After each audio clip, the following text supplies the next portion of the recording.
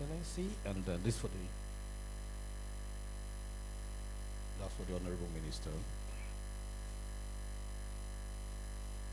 and this for the MDCU NECPC, the Export Promotion Council.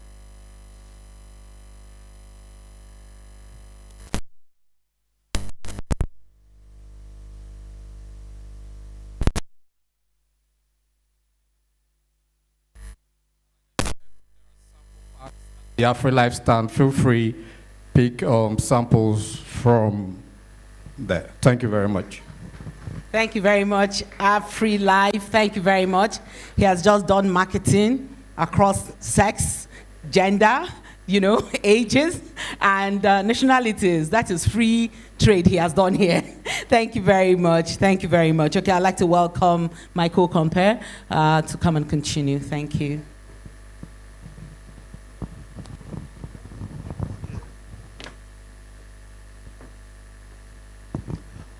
Thank you. Thank you for just joining us once again. Welcome to the first day of the third edition of the Women Enterprise Alliance Biannual Conference. Anyway, you're joining us from, I'm aware people are joining from my village in Ankpa, Kogi State. So to move us forward, we'll be having our first keynote speaker, Mr. Olusegun Awolowo, Executive Director, Chief Executive Officer, Nigerian Export Promotion Council, ably represented by Mrs. Gertrude Ukwanam.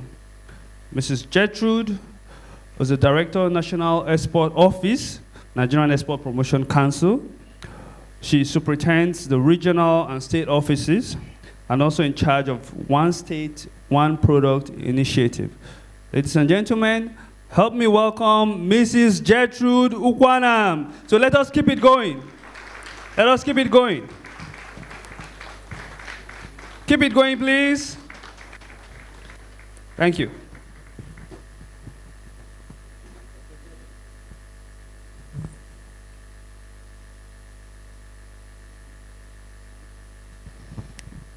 Thank you very, very much. Her Excellency Haja Aisha Babangida, distinguished ladies and gentlemen, I'm here to represent the EDCEO of Nigerian Export Promotion Council, Mr. Olusegun Awolowo, a man that is so passionate about non-oil export promotion in Nigeria, a man that is so passionate about women inclusiveness. He throws his weight behind this program. He will continue to support women, and he will continue to support WenA. He has sent me to represent him in this program and to present his keynote address. Ladies and gentlemen, I heartily facilitate with you on the occasion of the third WenA Conference, themed SME Scalability in Intra-Regional Trade. WenA must be commended highly for bringing together major stakeholders in trade and exports, government agencies, policy makers, and regulatory bodies to discuss and tackle issues inhibiting the export of indigenous products and promote the participation of women in non-oil export. Women empowerment and inclusion is crucial to the economic development of Nigeria. So this conference is a step in the right direction to limit or possibly eliminate the hindrances to the growth of women-owned businesses. Nigerian Export Promotion Council also supports women entrepreneurs by providing training, business development support, building programs, and advisory services. And may I kindly add that most of our services are free, as most of you already know, and also are beneficiaries because I've seen some faces that I've seen in most of our programs. I also urge women entrepreneurs to register with the She Trades in the Commonwealth, which is funded by the UK Department for International Development to empower women, boost economic growth, and create jobs by increasing the participation of women-owned businesses in international trade. In Nigeria, the initiative aims to connect 200,000 Nigerian women entrepreneurs to global markets as part of the broader UN goal of bringing 3 million women to the market by the end of this year, 2021. She Trades in Commonwealth is a project under the She Trades initiative created to increase the competitiveness and productiveness of women entrepreneurs in agriculture, services, textile, and apparel sectors of Commonwealth countries like Nigeria, Kenya, Ghana, and Bangladesh. Through the collaboration with ITC, the Nigerian Export Promotion Council has conducted a mapping exercise of over 4,000 women entrepreneurs. We have also surveyed 400 women businesses nationwide, and the purpose was to gather valuable data on their major challenges and also sponsored women entrepreneurs to participate at international events. The aforementioned programs are designed to support formal business with the necessary certificates from Nigerian Export Promotion Council, Corporate Affairs Commission, and other relevant agencies. But for women in the informal sector who are yet to register their businesses, it may be prudent to leverage on the services provided by WenA and gain access to incentives and training and other networking opportunities. Finally, women-owned businesses represent enormous upside potential for our economies around the world, though they are presently often clustered and saturated with problems and low-profit sectors. But the issues raised in this conference by WenA will aid in unlocking women's economic potential and address the many intersecting constraints they face. On this note, once again, I want to applaud WenA for your commitment and wish you a successful conference. Thank you very much, and God bless you all.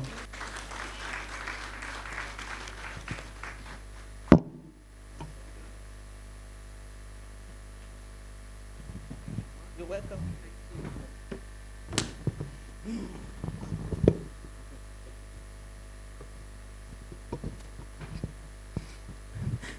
Thank you very much, Madam. That was good representation, and it's heartwarming to also recognize the endorsement by the DG of NEPC for WenA, and I think that deserves a round of applause for Her Excellency and her team. Yes, he said it very clearly in his speech that for women in the informal sector, it may be necessary, and I would like to very clearly say it is necessary to register with Women Enterprise Alliance. So that is by the DG himself. He's saying it should be done. Thank you very much, Madam. That was a very articulated speech and very well delivered. Thank you. Ladies and gentlemen, we are going to another important segment in this meeting, this day one of this conference, and that is the panel session. This is the second panel session. We had the first one, and I'd very quickly like to invite the lead for that session. I'd like to invite the lead discussant, the moderator, Mr. Mohammed Sani Garba, co-founder of Business Visa and Training Company Limited. Is he in the house this afternoon? Yes, thank you very much. Please, a round of applause as he comes to take his seat here. And we have representatives of agencies, various agencies of government, who he would be leading in the conversation, and they would also join him as he moderates the session. Yeah, you can sit down. You sit there. I'll call you up. No, the other side. Thank you. May I please have Ms. Aisha Hadija of Sahel Consulting, please join. Mrs. Fibian Arememi, Head of SME of Standards Organizations of Nigeria, please join. Mrs. Kadiri Halimat of NAFDAC, Mr. Aminu Bakin Kaswa, NEPC, Mr. A.C. Anyalogu, please join. Mr. Charles Eked of DHL, please join. Mr. Anyalogu is of Nigerian Customs. Thank you very much, sir. And then Mrs. Nancy Olisakwe. This is a good representation of women. Thank you very much. Thank you, great panelists. And I'd like to hand over to you, to the moderator, to... You would want to use that? I don't know. All right, thank you. Thank you very much. I'd like to move forward on the existing protocol, but then I will especially like to thank Her Excellency Haji Aisha Babangida for sparing her time and also making sure that the voiceless must be heard is really a gesture that we hope to have more of her in our mix. Thank you, Ma. Going forward, I'm the executive chairman for of Business Visa, and what we do, basically, if we're looking for solution of value change coming from SMEs, we targeted the SMEs from the bottom, allow them, pick them up, register them with their own chosen entrepreneurship line, and listen to them. What are their challenges? Is it from the packaging? If you said yes, packaging, okay, fine, we keep it aside. Where are you targeting? If you package this, where do you want to take it to? Packaging comes with specification. If you're taking a packaging to Asia, it's been specific in a smaller package because of their families are just smaller families. Maybe one a man and a woman and a child, and a man and a woman and zero. So you have to know what is your target. The basic thing is market. You have to make that market. So what we are encouraging is that, or what we are here, the panel, to look into, is that before we think of export, we should think back home. Nigeria is a continent on itself. If we can just think, harness all these things inward at home, first, from different states. 2 states, 3 states will make a nation outside Nigeria. So if we can practice this, look at our challenges. What do we need to do? What are the government policies that are hindering our people to grow? Look at the other counterparts that we are trying to emulate elsewhere. How long does it take them to do those things?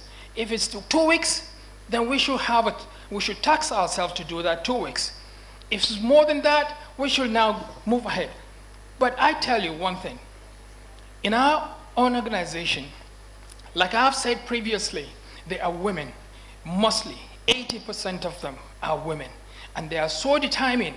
Give them a task, they will surely meet up those tasks. But the agencies involved, like a scenario I would like to share with everyone here. Let's know from the grassroots, which are the foot soldiers. Like in Mina, I always give this example. Those rural women who now endeavor to do something with what is available in their own domain, like the shea butter. We have some Nigerians leading foreigners to those villages to buy off those shea butter. But the painful thing is this: at what rate are they buying this? We have no standard of rating of all these things. They went there, bought off these things without proper pricing. But then it's not even bad enough. They went down to getting all these products from them, and they will tell them that we run out of naira. We want to pay you with dollar. And guess how much they pay them after taking their goods? $1 each. Where will they go and report these things? Imagine you are even there. We have a police station. The police DPO might not even know the rate of that dollar. Well, how much is $1 there? These people, through our association, what we did, we now make every commodity, we form an association. That's how we get information through those associations of those commodities. Another similar scenario is in Kaduna. We have a foreigner who reside with the villagers, dictate the price of those commodities, ginger in specific. He dictate. When they wake up, they will say in their local channel, Mayor Parashim Bature. He dictates.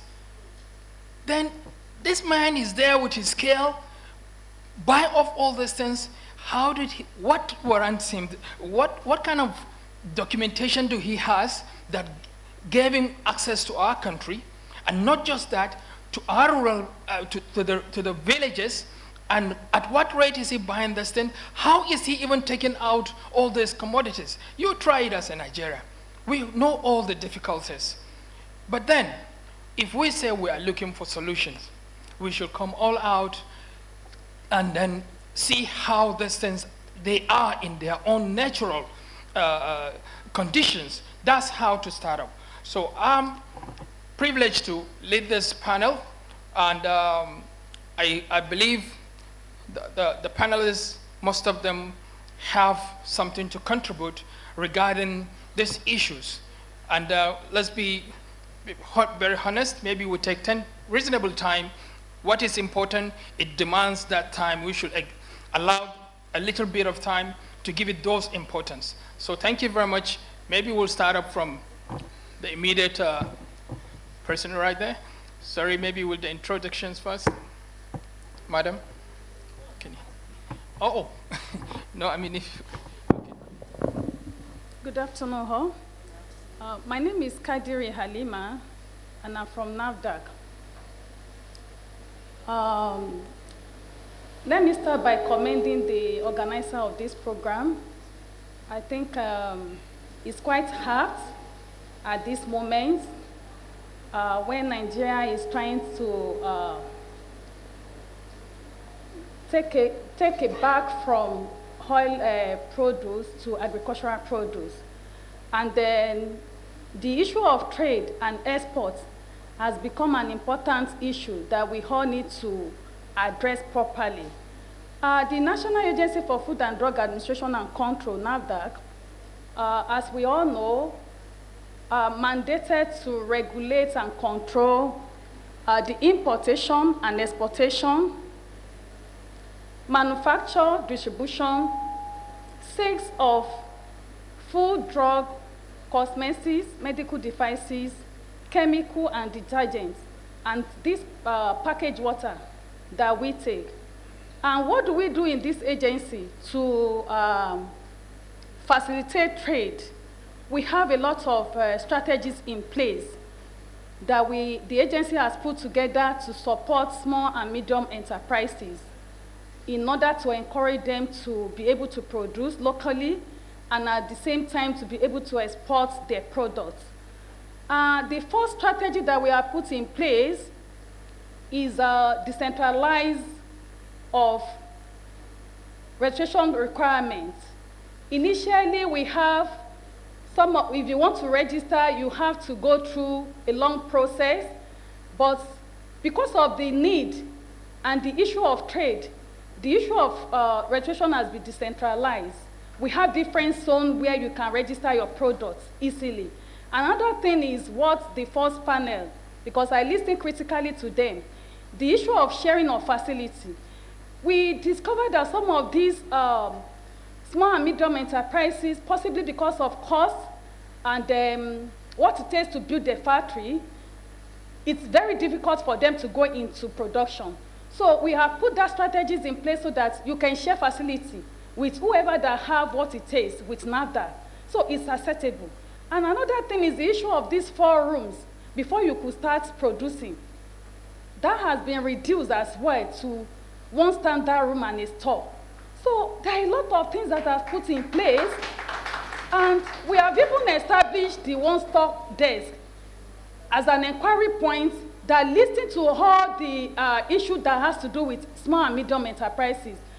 And let me talk about what I picked from the first panel discussion, the issue of certification, whereby now that certificates will be accepted globally. Yes, it's possible we can achieve it. But there is one thing we've been agitating for. That is what we call harmonization process, harmonization mechanisms. If we have what we call harmonization mechanisms in place, meaning any certificate from NAFDAC in Nigeria, then the Ghana Food and Drug will be able to accept any product that is coming. But within the Africa, I think we still have that difficulties because it has started, but I believe there is need to speed up on that regulatory harmonization processing mechanisms so that at the end of the day, any product that is leaving our shop will be easily acceptable elsewhere. And the issue of certification will not be an hindrance for that product to be able to enter that country. So basically, what I've discovered as a major problem of exporter is the issue of packaging. You know, the issue of packaging, the small and medium enterprises need to put that into consideration in such a way that the packaging has to be very, very attractive. And the issue of traceability as well. If you produce a product here and there is nothing to, no information or nothing to even trace your product to where that product is produced, it becomes an issue. The issue of rejects in the European country has become a major problem for us because we get the alerts, the rapid alerts on a daily basis on some of the products that leave Nigeria to the Europe. And why is it like that? We've discovered that some of the small and medium, most of these producers doesn't even pass through NAFDA before they export their products. And when this product gets to the country of where it's going to, it doesn't tag with the producer. It's now become a Nigerian issue. So in as much that we are trying to facilitate trade, to ensure that our small and medium enterprises key into exportation to other countries, we should be able to be focused on that whatever we are producing should be of quality. And education. Thank you very much. And can you just please maybe give us an update of the new strategies you come up with, especially maybe the timing durations? You know, sometimes if you look at the members here, most of them will tell you that they've gone after NAFTA certificate for 5 years.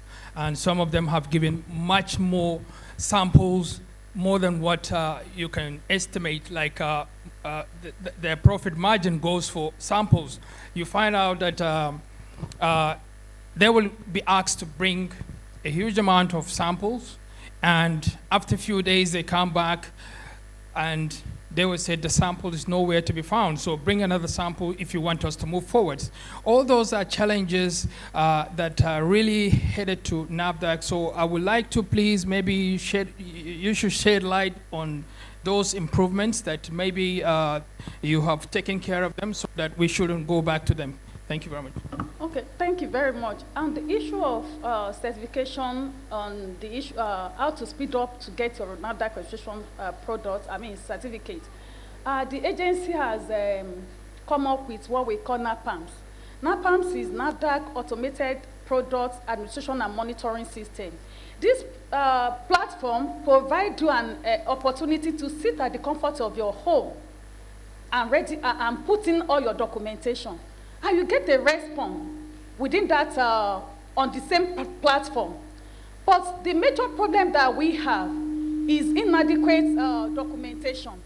If you are making use of that platform and the information provided is not adequate, then you will get a response that you should provide the real information. But majorly, we have discovered that some of the small and medium enterprises, even when we give them what we call CD, that is compliance directive, for them to be able to comply with what is needed, they don't come back on time. And that takes the day that you start counting. And at the end of the day, you hear so many stories. I've started my registration with NAFDAC for 1 year for this. But if you look at the file and bring out the file, you discover that some of these lapses is actually coming from the applicants. So I want to employ the applicants on that note to do what is needful. You know, the registration certificate is not something of a one-day issue. It involves a lot of regulatory activities, starting from the inspection of the factory to ensure the good manufacturing practice of the place. And what does the good manufacturing practice has to do? Your building, your equipment, your personnel. So if anyone is thinking of going into manufacturing, you need to put some things in order before you even submit.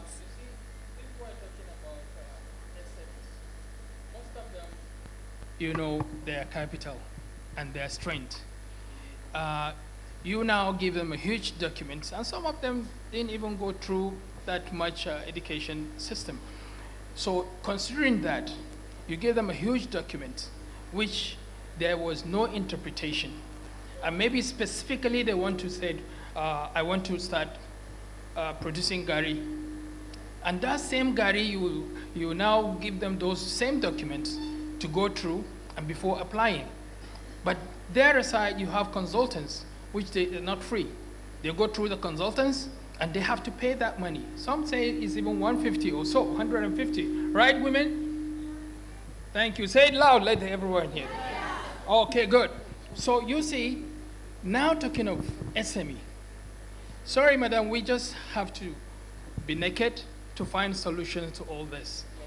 Maybe you might not be privileged to know exactly what is happening, but these are real women. You can see their products and the difference. We allow them to come the way they are with their problems, and some, unfortunately, it happens to be those members that are men among us. We are, like I've said, I have over 80% women in that platform. But the men, some of them, after getting the NAFDAC, they will tell the challenges is, where do they sell this product? They go to supermarkets, and the supermarkets say, look, I already have this. They keep twirling them around. But then, that's why we're asking for full made in Nigerian market. But coming back to those registration taxes they are having, let's go back to the gari scenario. Was there any specification? Like I come to NAFDAC, said, I want to register, and this is what I want to start up, my gari business. Do you give any specification or spec that this is what you need? Because what they are saying is that they will say, okay, go and set up the place, and we'll come and inspect. And when you come for the inspection, you will now make a demand that this place should be demolished, this should be adjusted. While for the first time they came, they have limited resources. They say, give us a spec, this is what I want to start up. And back to their own usual way of selling gari is at the local market. They leave it open. Thank you very much. They leave it open in the market without even covering them. Everybody comes, he wants to even test the gari first. Chook his hand, it doesn't matter whether the hand is dirty or not. He scoop a bit, pour it in his mouth, and put the rest back. That's okay. The dust all day is dusty, it doesn't matter.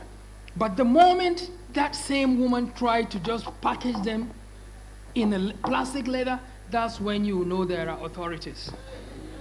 They will come after you and seize those items, disregarding what they have gone through. This gari, for God's sakes, we have our local items that they do not need vigorous laboratory tests. These are things we should introduce to the world. This is how we make this gari. It's made from cassava, and this is the best method to enjoy it. Who else will do? This thing is known to Nigeria. So we should introduce our own local cuisine to the world. Set up its standard. We shouldn't shock them with laws that will hinder them from growing. I tell you, if you go around there, some of the samples are there, or you can come to my office. You see a number of all these things, and I bet you will now be amazed with what they are doing. And none of them can package those items and leave them at home. They sell directly through orders abroad, Or if there are weddings, they will ask them to now brand them to those couples and do their own sales. But they are deprived. Some men have chosen to now brand them made in another country to sell within here. And they're here. They can make confessions. So if we really want to have a solution to all this, we should go naked. Sorry. I don't know if you have read anything to add up real quick before we move to the next person. Yes, thank you very much. I think you've mentioned a lot of areas that need some clarification. The issue of open market food, now that doesn't have any mandate as regards that. But once food become packaged, it now falls into our mandate. And the reason is, any packaged food, we can't monitor the extent it will go to. So we need to build in quality and safety in that kind of food. And that is why when we come in. And on the issue of strategy, what we are put to assist all these documents, the documentation, normally what we require is 2 government certificates, that is the CAC and the trademark. Once a company or an enterprises have 2 documents like that, I think the major one that they find difficult is the SOPs. And what does SOP speak to? The set of instructions, how you want to carry out your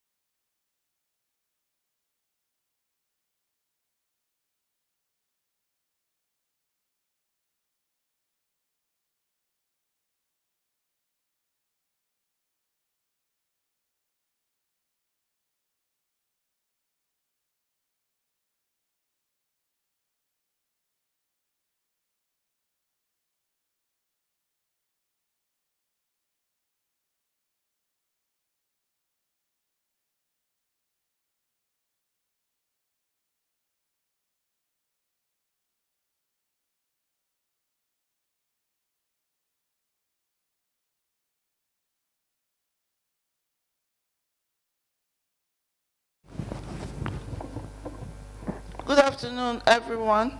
Your Excellency, my name is Mrs. Phoebian Arumemi. I'm the head of the Small and Medium Enterprise Desk at the Standards Organization of Nigeria.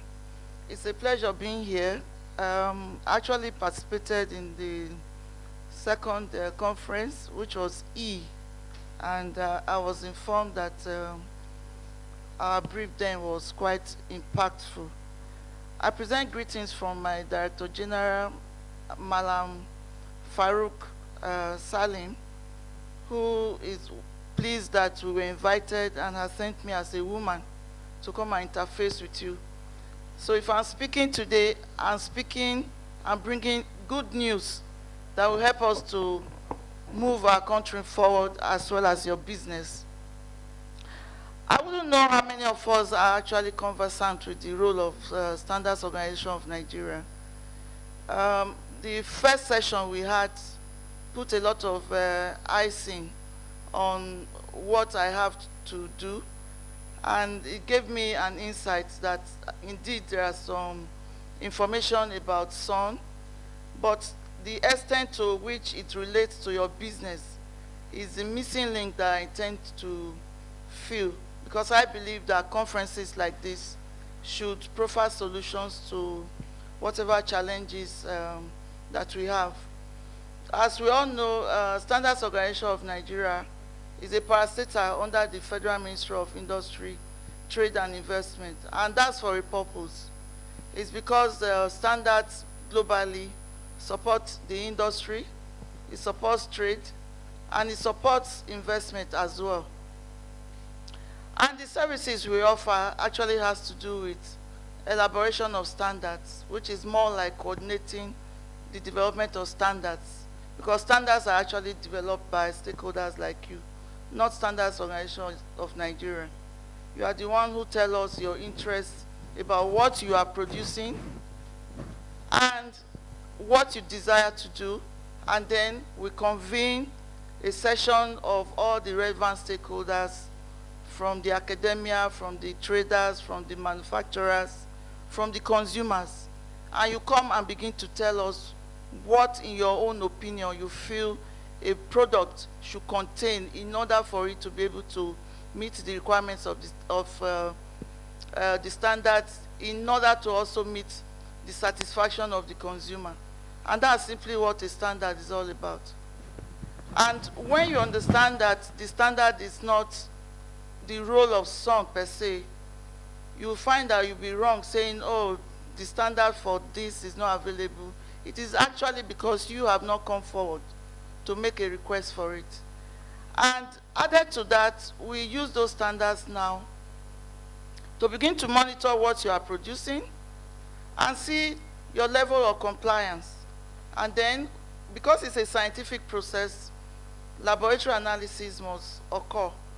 And so we inspect your facility using the standards.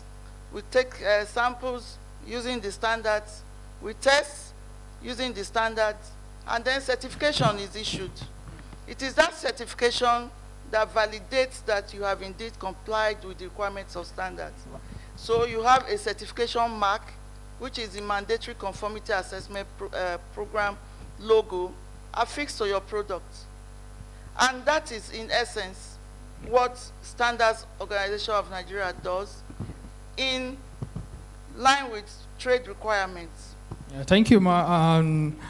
I would like to chip in this by asking you if there are some laws there that are, or rules of SON that are conflicting with NAFDAC, because some of the SMEs do complain that after getting clearance from NAFDAC, they also, you also agency chase them up.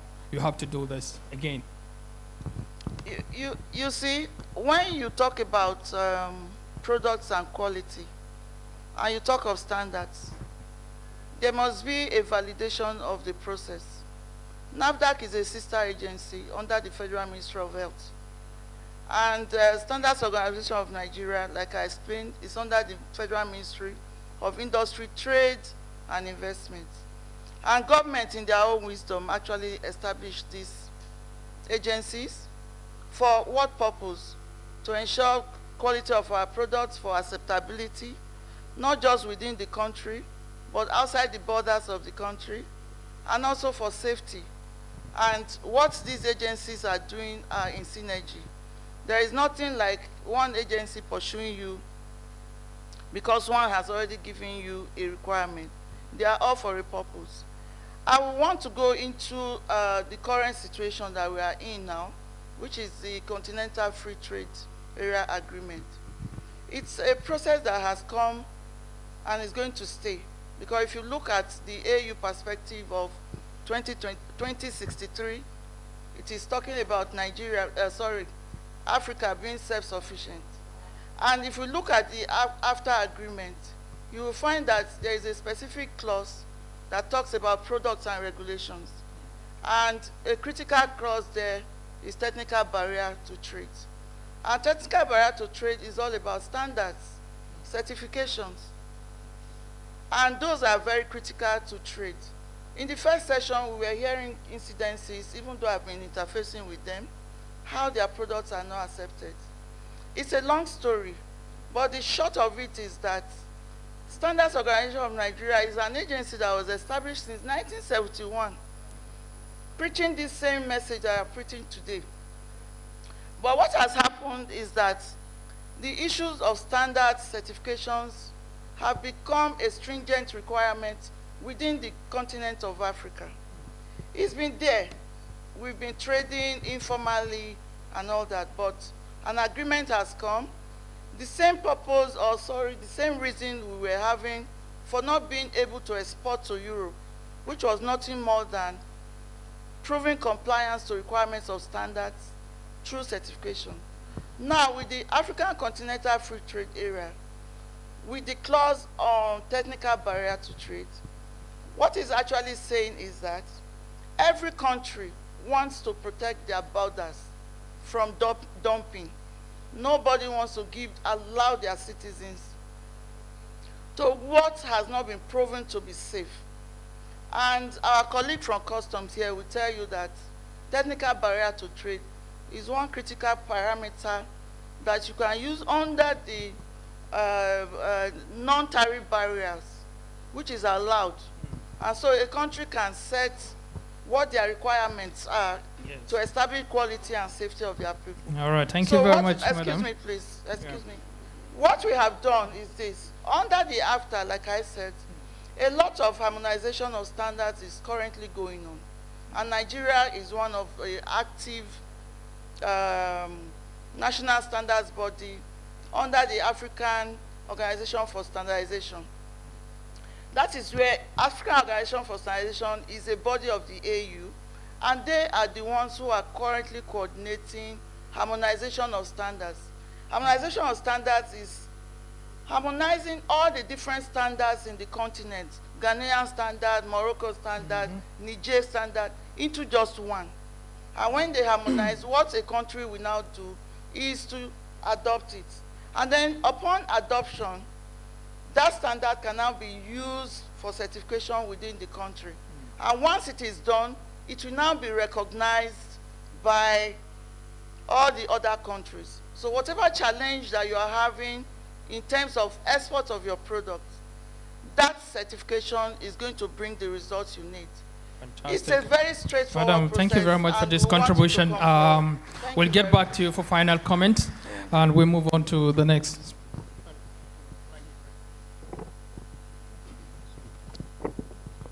Standing on the existing protocol, good afternoon, everybody, again. Yeah, my name is Charles Seke. I am here representing DHL Express. Like we've all heard, DHL, I will say we are the last mile that could facilitate the movement of your product from you, the producer, and to the consumer, wherever they might be globally. And DHL have really invested in people and infrastructure to make sure that this objective is well achieved. We invested in our aircraft. We happen to be the only courier company in Nigeria that flies its own airplane within the country and into the country. And this is just to make sure that we facilitate the movement of your goods to the final consumer. I was actually, thank you very much. I was actually shocked when the moderator said a Bature somewhere in Kaduna will now have to dictate to farmers how much to sell their product. To me, that is very, very unnecessary and a shame to us. The fact is that I was here earlier in the day when Mr. Technology talked about how you can search and no market elsewhere. But Bature doesn't need your business in the village to start with.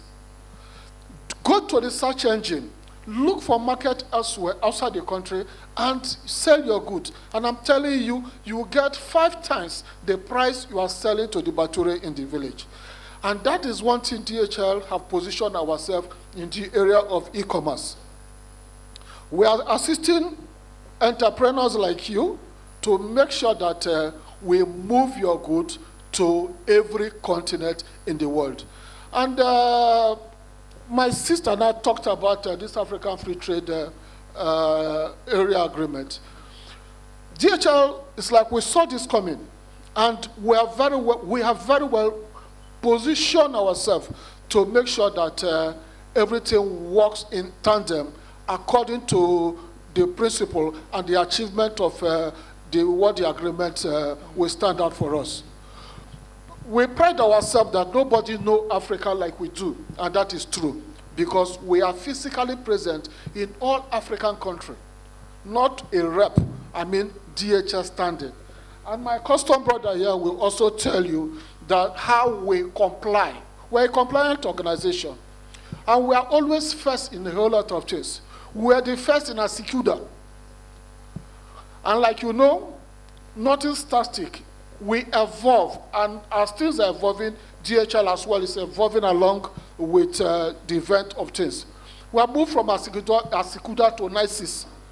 And this is where it plays a very major role for you. Before you send your item to anywhere in the world, like Mr. Technology again, I'm particular about Mr. Technology because it is one key area in our drive engine. You can, to facilitate your clearance of your item, this thing you send out to all over the world, your invoice need to be transmitted to custom authorities in destination country. And before your good arrive there, they are cleared. Your good will get to the final consumer in good time. They will be happy, you will be happy. And let me use this opportunity also to tell us some of the challenges we are getting, which is a challenge I want to throw back to you with all due respect. We'll be having this challenge from destination countries, especially US, Europe, whereby our packaging, we're not packaging ourselves, honestly. And for us to really package ourselves very well, destination countries, I'm not saying don't send some of these things, but for you to send them, give them the composition of what we are sending to them. Nigeria Customs will not allow you to import anything into the country, or NAFDAC allow you to import anything into the country to poison Nigerian population. No, they are there protecting their own citizens, just as we have our own regulatory authority here, regulating what comes into us. So set in clear terms in your pro forma invoice or the label of your good, the composition of your product, and more importantly again, the expiry date, if it's something that will expire.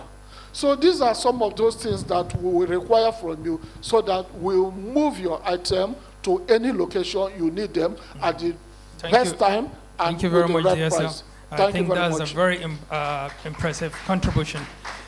We move on to Alaja Aminu.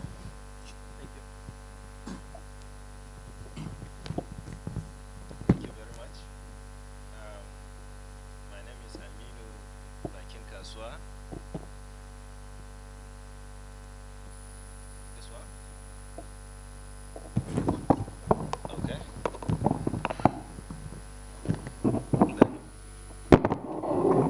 Okay. I think it's better.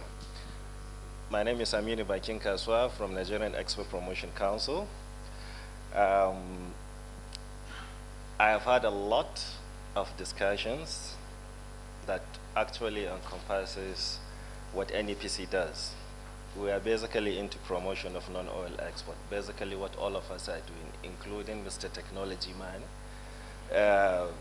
because he is into services, and it's one area that we often neglect, that we don't know that we can actually export our services under 4 different modes, either by cross-border, or by consumption abroad, or by commercial presence, or by temporary movement of natural persons.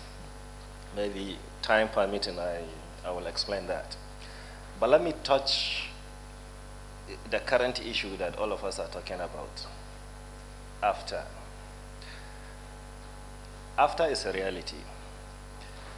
And before it becomes a reality, if you look at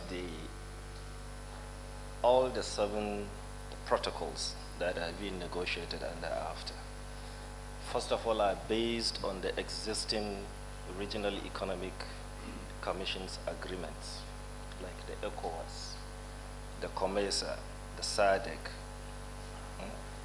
about 8 of them that are recognized by the EU, and each one is at a different level of implementation. ECOWAS have excelled in the free movement of people. My custom colleague here will talk about the custom union, the common external tariff. The East African community have even moved to a common market. So we are at various levels of implementation, and after, the leaders of Africa think that the best way is to ride on the existing level of implementation for easy integration. And we all know that each regional trade agreement have the same objectives.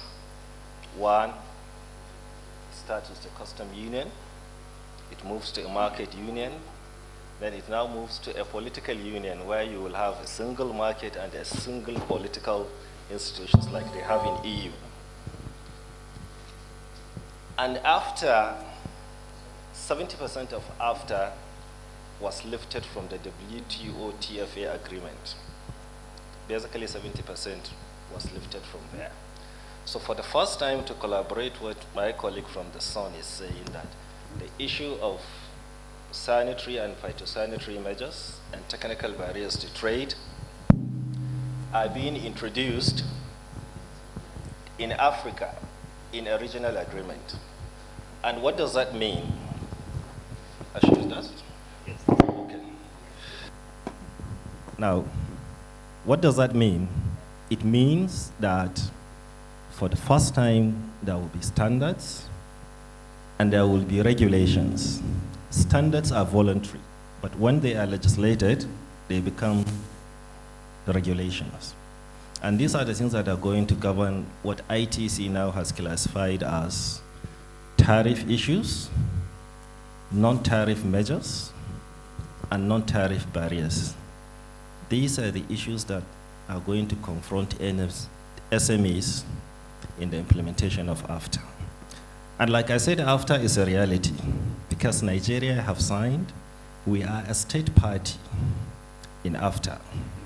What does that mean? It means that we have signed the agreement and we have ratified the agreement and we have deposited our instrument with the AU Secretariat, which is different from a country that have signed but have not ratified and have not deposited the instrument. They are called member states.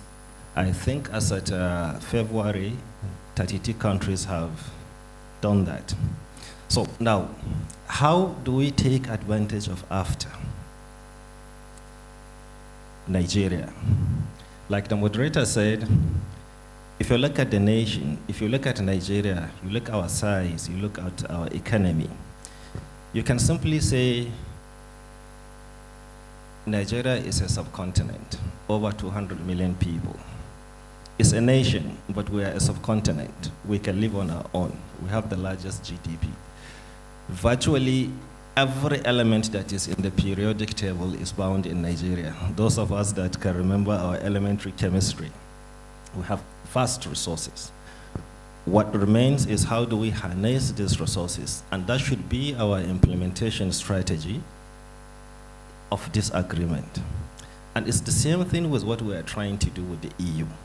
We are talking about issue of certification, issue of acceptance, market access. How do you access a particular market?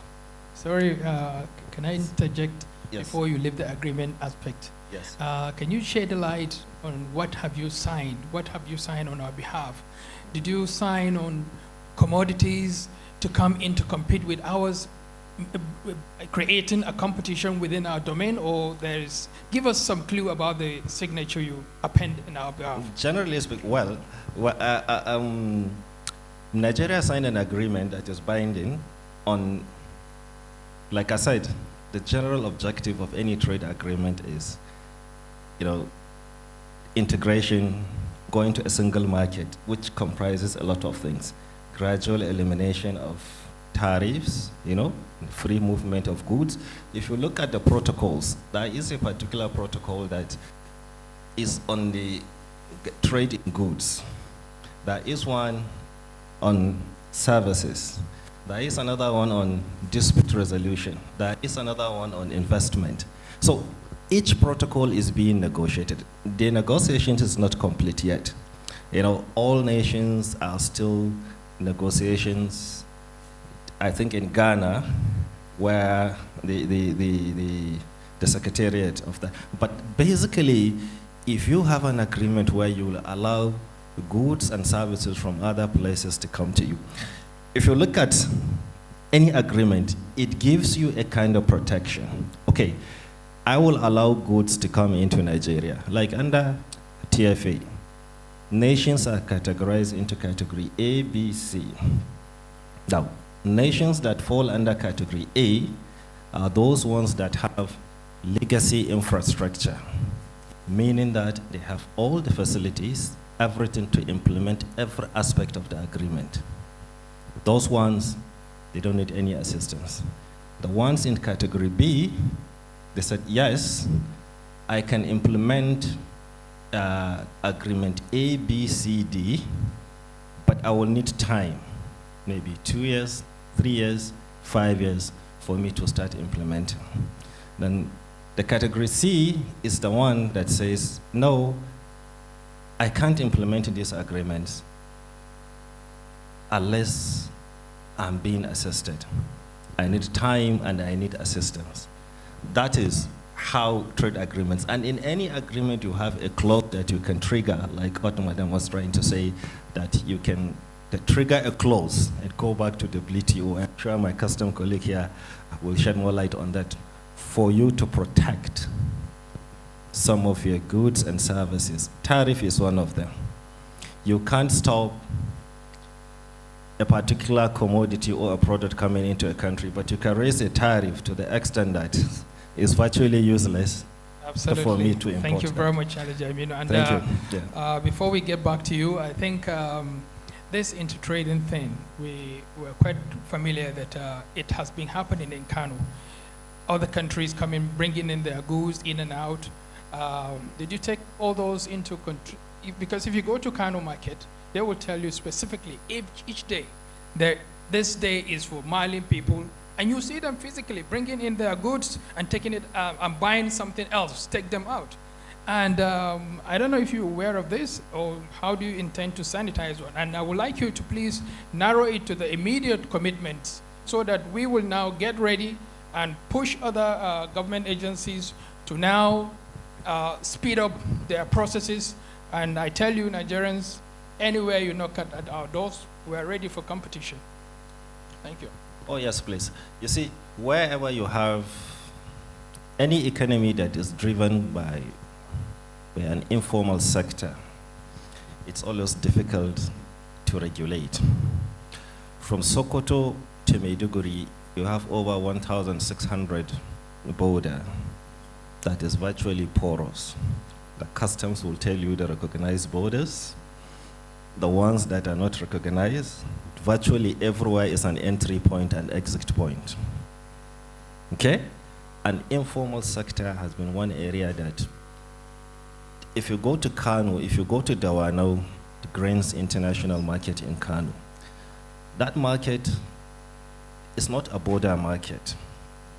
It is a collection center, but it is the largest grains market in West Africa.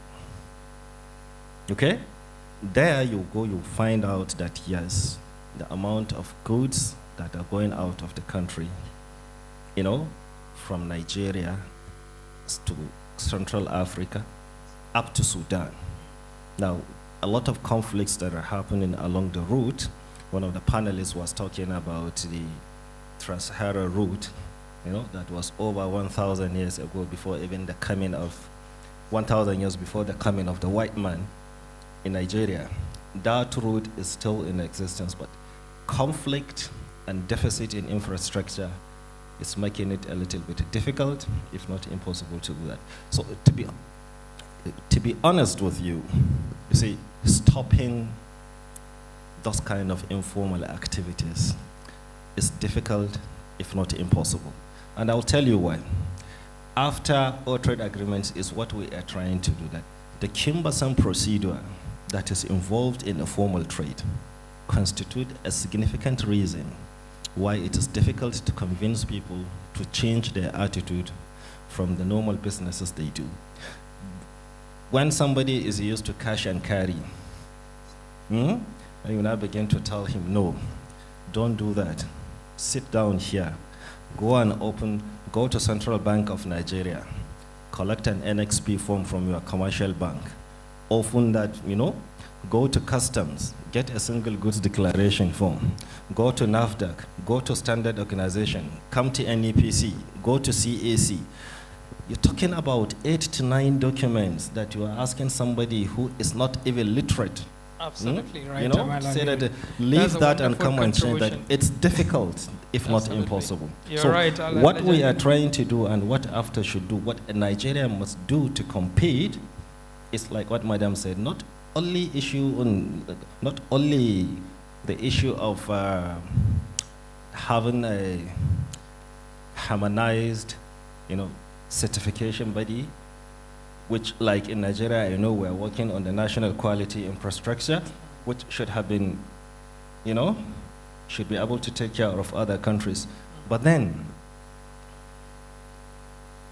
make sure that Nigeria have made the ease of doing business as we are saying, as easy as we can. Thank you very much for that wonderful contribution, Aminu. Thank you very much. We have to move to the next panelist. Okay, thank you, Custom. Good afternoon. Let me stand on existing protocol. And my name is Anthony Ayalogu. I'm standing in for the Deputy Controller General of Customs, Ajia Talatu Isa. She will have been here because this is Mary. She saw it was a women affair. She was very interested, but you can see today coincides with a board meeting, and she cannot afford to be here. And so she sent me to this place again to make sure that I represent her, and I am the controller, trade facilitation and preferential trade in headquarters Abuja here. Now, let me start by saying that women have taken their place in trade in the world, and also I must say that WTO is headed by a woman, and also Ms. Ajia Talatu Isa is the head of tariff and trade that manages all trade and tariff matters in the Nigerian customs. Again, that's also women sitting on the right seat on trade. But let me talk about customs at this time. Customs, what do? Our duty is to customize the economy of a country. Simple. That's what our duty is. It is to customize it, to make sure that import and exports favor the economy of the country.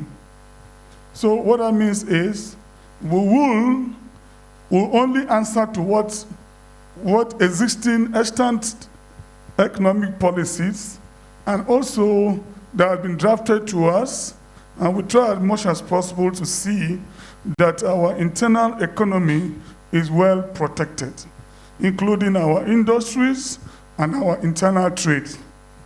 Now, in doing this, we implement government policies through tariffs and prohibitions, restrictions, and all that. We try as much as possible to enforce preferential trade agreements in a way, again, that protects our economy. What we're saying here is that when we talk about preferential trade, we talk about things like ETLS for ECOWAS, we talk about AFTA for AU, and we also manage other preferential trades that gives preferential trade treatments to trade across the border, such as we have in AGOA, and some non-mutual preferential trades in EU GSP, and also in the Eurasian customs now are giving us non-mutual preferential trade for us to export to them without payment of duty. I must say here that it's good that at this forum we need to understand that there are some preferential trade opportunities that are available that Nigerians can export their goods with preferential trade treatments abroad. AGOA is one of them, EU GSP is one of them. The Eurasian customs, that is those countries that were part of that USSR, have come together and they have agreed to give us preferential trade when we bring our goods to them. All what we need to do is to just meet with the rules of origin, and when you meet with that criteria, then customs will give you what we call the certificate of origin. With that certificate, you import your goods, and when you arrive those countries, you are given preferential trade, meaning you will not pay customs duty. What we are doing in ECOWAS, that's in the meaning of ETLS, is that we say all goods within ECOWAS will not pay duty, especially those who meet with the rules of origin. Meaning that that goods that come from Nigeria will go to Ghana if they meet with the criteria and they will not pay duty. Yeah, sorry, let me interject. Do those special training attract fees or is free? And fees? The training you're talking about. Training? Yes. No, I'm not talking about training, I'm talking about trade. No. Trade. Trade. Yeah, trade. Yes, you have special a criteria. If you meet that criteria. I thought you said special training. Or no, preferential trade. I said preferential trade means that you are treated preferentially, and tariff is eliminated. You don't pay anything, and so yes, when talking about preference in trade, it is that preference that you cash on and then have your trade sell more in the destination country than others. And that's exactly what I want to say here, that people should know about this and be able to cash into them. Like last speakers talked about ETLM after, but I want to say that before after, we have ETLS, we have AGOA, we have EU GSP, and these are all trades that Nigerians can embark on and have preferential treatment at the country of destination. And many people are there, and I must tell you that most people that are involved in AGOA and EU GSP are women, because I handle that office. That's a wonderful contribution from the Nigerian custom. Thank you very much. So it's also good also for us to know that such things exist, and to make sure that what we do meets the criteria to get a preference. That of AFTA is one of these things we're still trying to start trading, but we have already started in ETLS. Within ECOWAS, we are trading. And these things are this way. They're just the rules of meeting up. We are just generally like this.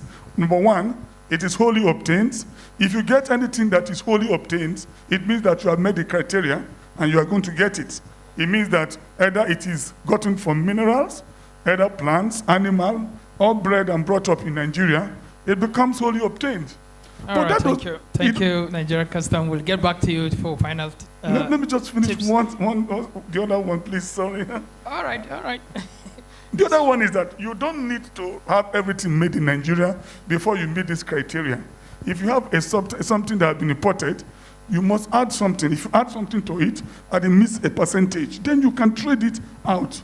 I want to emphasize on that one because this is where we have to cash in. We are afraid of AFTA because we don't know, we have not established those things that we can export to other countries.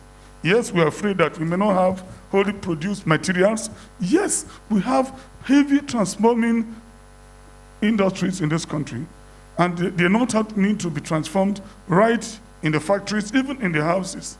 If you get clothes from Italy and you sew them into dresses, it becomes made in Nigeria, because what we call in the meaning of change in tariff heading. And all these things are something that we'll cash in order for us to trade. The more we trade in this preferential trade, the less we fear that people will come to dump in our country. Thank you. Thank you very much.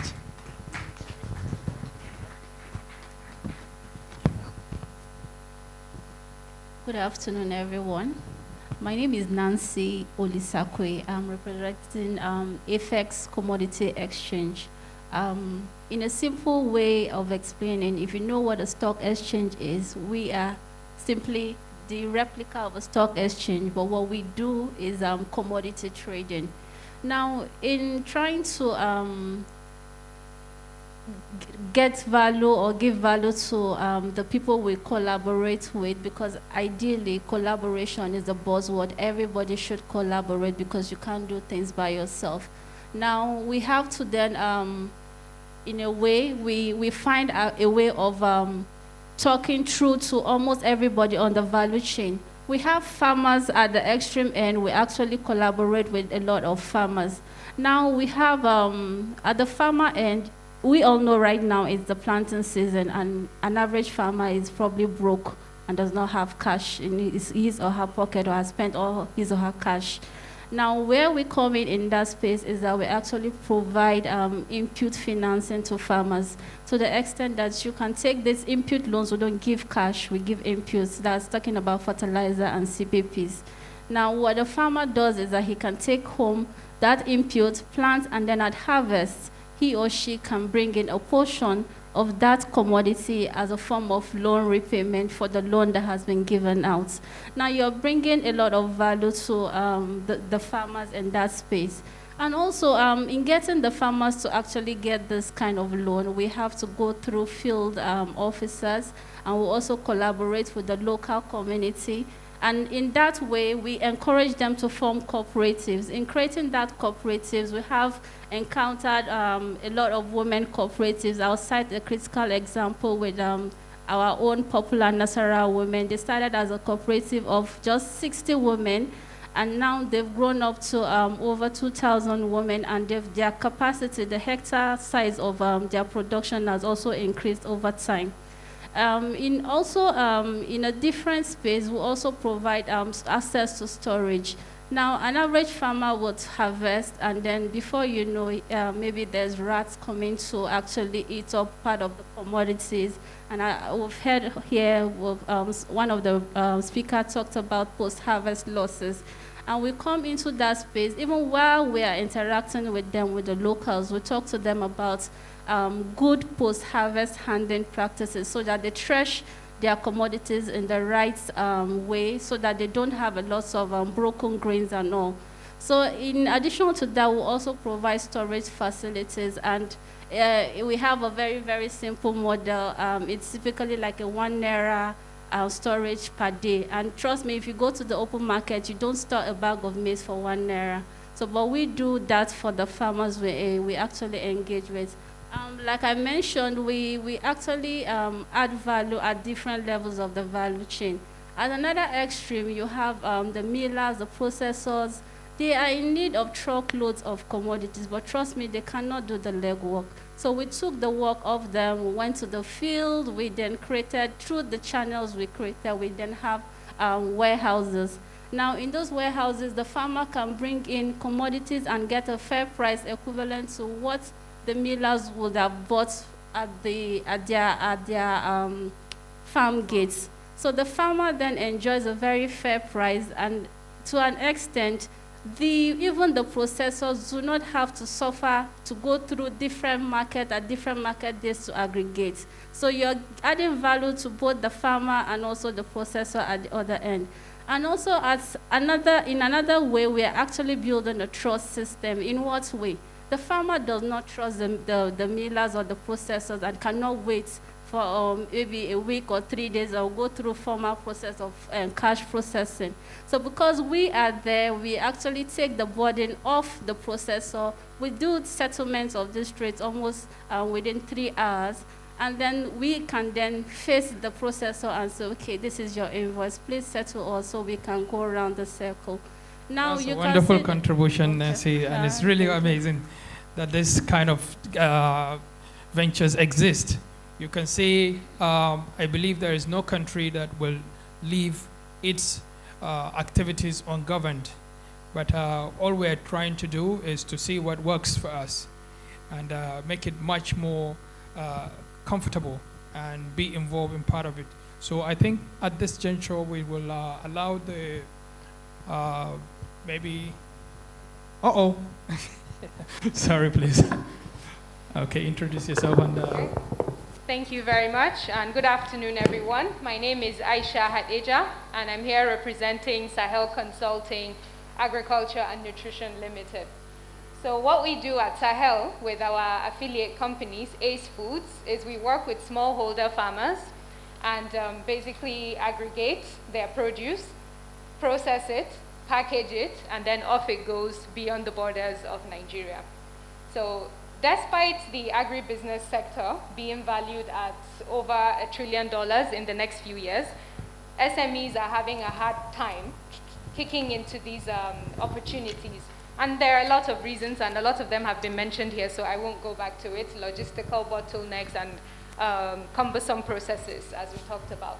So what Sahel is doing is actually getting to these SMEs to make sure that we pull them together. Currently, we are working with over 10,000 smallholder farmers. And yes, thank you. And our workforce is proudly Nigerian, with over 50% of them women and youth. So that is the angle that we're driving at. So in terms of export, anybody that's into export knows that reliability of your supply is key. You don't want to start supplying and then you hit a snag. So what we're currently doing is training the smallholder farmers as well, because we need a certain standard of quality to be achieved before we can package and send out internationally. Thank you very much. That's a wonderful contribution. And I believe that we can see visibly that information is power. And once we are informed, I think we should take advantage of it. And please, can we have questions thrown to anyone from the panel? Right over there.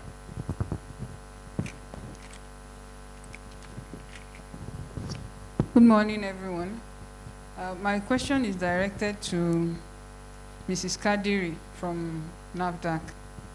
I'm very happy when you talk about NAPAMs. I run a business in one of the northern states, and I applied for NAFDAC number sometime last year. I did the whole process on NAPAMs, and just like he explained, it was quite confusing. And we keep going to the NAFDAC office in our state for them to give us like clarity, give us direction on how to get this registration number. But they have, since you guys released NAPAMs, they have this attitude at the state offices that why should we do the work when the money is going to the NAFDAC central office? And this is the attitude they keep giving us every time we go to the state offices. Okay, you're doing stuff centrally now.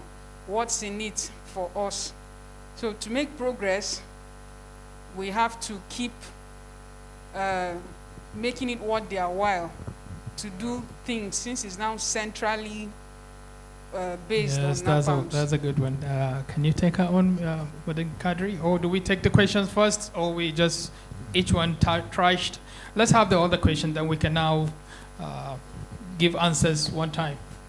Who else there? All right, thank you very much. My name is Abimbola once again. Actually, my question is to NAFDAC and Customs. First of all, I understand that the reason why we are all here is because we want ease of doing business for women and generally for Nigerians. And I must confess to you that, like she said, it is always good when your NAFDAC is in process, you have the desk officer to ask questions, a number to call when your numbers are not ready. And I think I was seated here with some women, which their major complaints were, they don't have who to contact if their number is not out in 3 months. And everybody will testify that mostly they will tell you your number should be out in 3 months. Even government will advertise it that in 3 months you should have NAFDAC number. And I don't think it's a realistic one. Thank you. Back to Customs, sir. Sincerely, we want to trade in Africa. We want AFTA. I'm an advocate of AFTA. Like, I really, really want to trade in Africa. And sincerely, I think one of our major challenge is being able to reduce the bottleneck of customs at the borders, inter-countries. Like even you as a Nigerian, going out of your country to sell materials, or they coming into your country to ease your business. We must tell ourselves the truth. There are some certain raw materials you can't get in Nigeria, no matter how much you want to do your product. And there are, yes, we all scream there are coconuts in Nigeria. We farm coconuts, but most of our coconuts are from Accra. Fact, the one we use to produce coconut oil are from Accra. And I can tell you today that it used to be 8,000 naira per bag. As at this morning, it is 16,000 naira. God just knows. And you still want to buy the oil the same thing you bought 3 years ago. So I just think for AFTA to be a realistic thing for Nigerians and for us to be able to harness it and become the China of today, because the only way Nigeria is the only country that can save Africa, and we are the only country that has the strength to make it work for Africa. You're absolutely right. So, sincerely. Thank you very much for that contribution. Can we have 2 more questions, please? Okay, right there, and then after. Hello, good afternoon. My name is Amina Sani Junaid. My question is to NAFDAC. We all have bad experiences with NAFDAC. And I don't know why, well, I pray and I hope it's really going to ease the bottleneck we are going through. You talked about the one-room storage. So is it possible, or what I even want to ask of, why do I have to get a standard one room? Why can't I produce my spices in my kitchen? If I have a kitchen and I have a store, is that possible for me to get a NAFDAC number from my own kitchen for my spices? Thank you very much, Amina, for that contribution. Is there any agency that can please help us to regulate the prices we have in Nigeria? Because in every minute, every day you go to the market, the prices are going high. So please, is there any agency that can help us do price regulation? Okay, thank you, Amina. Can we have the gentleman right behind there? Yeah, and okay. Good afternoon. Yeah, go ahead. My name is Ahmed Abubakar. I'm the founder of Empower Ninja. I'm here to just give a contribution based on the conversation we've been having, most especially about agriculture. Well, for me, agriculture is something that we've been neglecting in Nigeria, and I feel like we as Nigerians have to use our resources in order to make our economy grow. So part of the plans we have for Empower Ninja is to at least empower a substantial amount of women in general, so that they can be able to stand on their own and also increase the GDP of the state. Seriously, a lot of people are having problem with these NGOs organizations, because the thing is, they always try to do what they want to do. They really do what they want to do, but the protocols they were being, that they get, maybe when they try to approach the initiative, it's actually unbearable sometimes. So it makes them not to actually do what they really want to do. So what I'm urging for is for the organizations to make things easy for us. Okay, thank you very much for that contribution. Okay, right there. Oh. Yeah, good afternoon. You can pass it, okay. Go ahead. Yes, I had to come from behind so I could do this. He had asked you to come to me, but he blocked it. Good afternoon. My name is Mohammed Mustafa. My question is to DHL. I like it that you guys cover the world. But the major challenge is that the cost of moving goods through your network is neck-breaking for SMEs. I once tried to come through you guys, and they said there was a window for SMEs to move stuff around, but it still did not work. I cannot readily put my hand on the figure right now, but it was costing more than the goods I was going to send. Yeah, so I didn't know what you can do about this. You guys have been around for a very long time, and I think you want to support what SMEs are doing. So you could look at this, because even if it means having something that you move little quantities of a number of people together, but just look at something around that. Okay, if we have to move through you, then people won't be able to pay for the product. Thank you very much, Mohammed. Can we give it to the lady? Okay, thank you. Good afternoon, everybody. Please, my own is a kind of contribution. First of all, I have to thank the organizers of this program. My name is Ego Queen Ezuma. I am from Imo State. And my happiest moment is today because in our organization, women are there. We gave them interest-free loan for 6 months to return. Guess what? The group of women that returns their money first are those preparing palm, what is it? Palm oil nut. What is it? Palm kernel or what? Palm kernel oil. Palm kernel oil. There is this man that comes to the market every market days to collect it from them. Like when you were talking about Bature in Niger State collecting shea butter. But this our own is palm kernel oil. The man will come there, no determination of price because the man says, this one is too black, keep it this way. This one is this. So by the time they came and told me this is what is happening, I went to the village.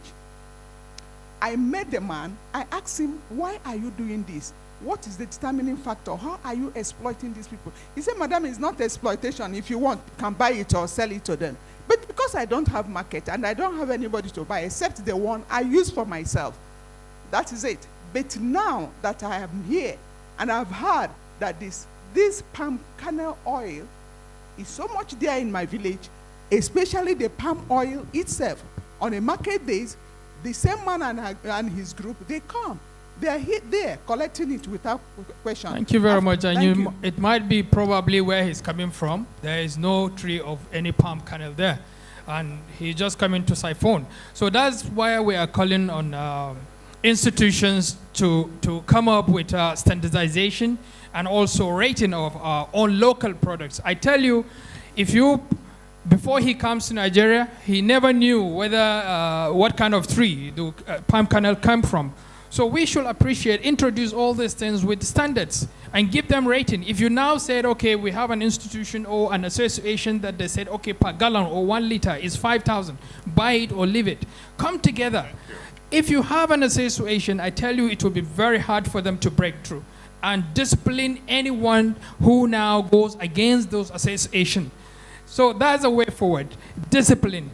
And there should be penalty for anyone. I tell you, we will mold our own structure and nobody out there will come. And besides that, what kind of visa did he have that warrants him go into those villages? We used to travel.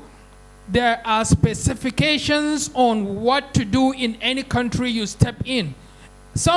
There are even restrictions that you can't even snap pictures. But ours, not even our local village, they are now going to the farmland. What gave them those rights? There are institutions responsible for all this. We should be coming out with all these things. When I was saying it just seems like another story. But thank God you are supporting this. And I can tell you it happens in Taraba State, where we have the best tea. We should get these things together. Brand it Nigerian tea, like British tea, Indian tea, Chinese tea. We have the best tea, but they siphon.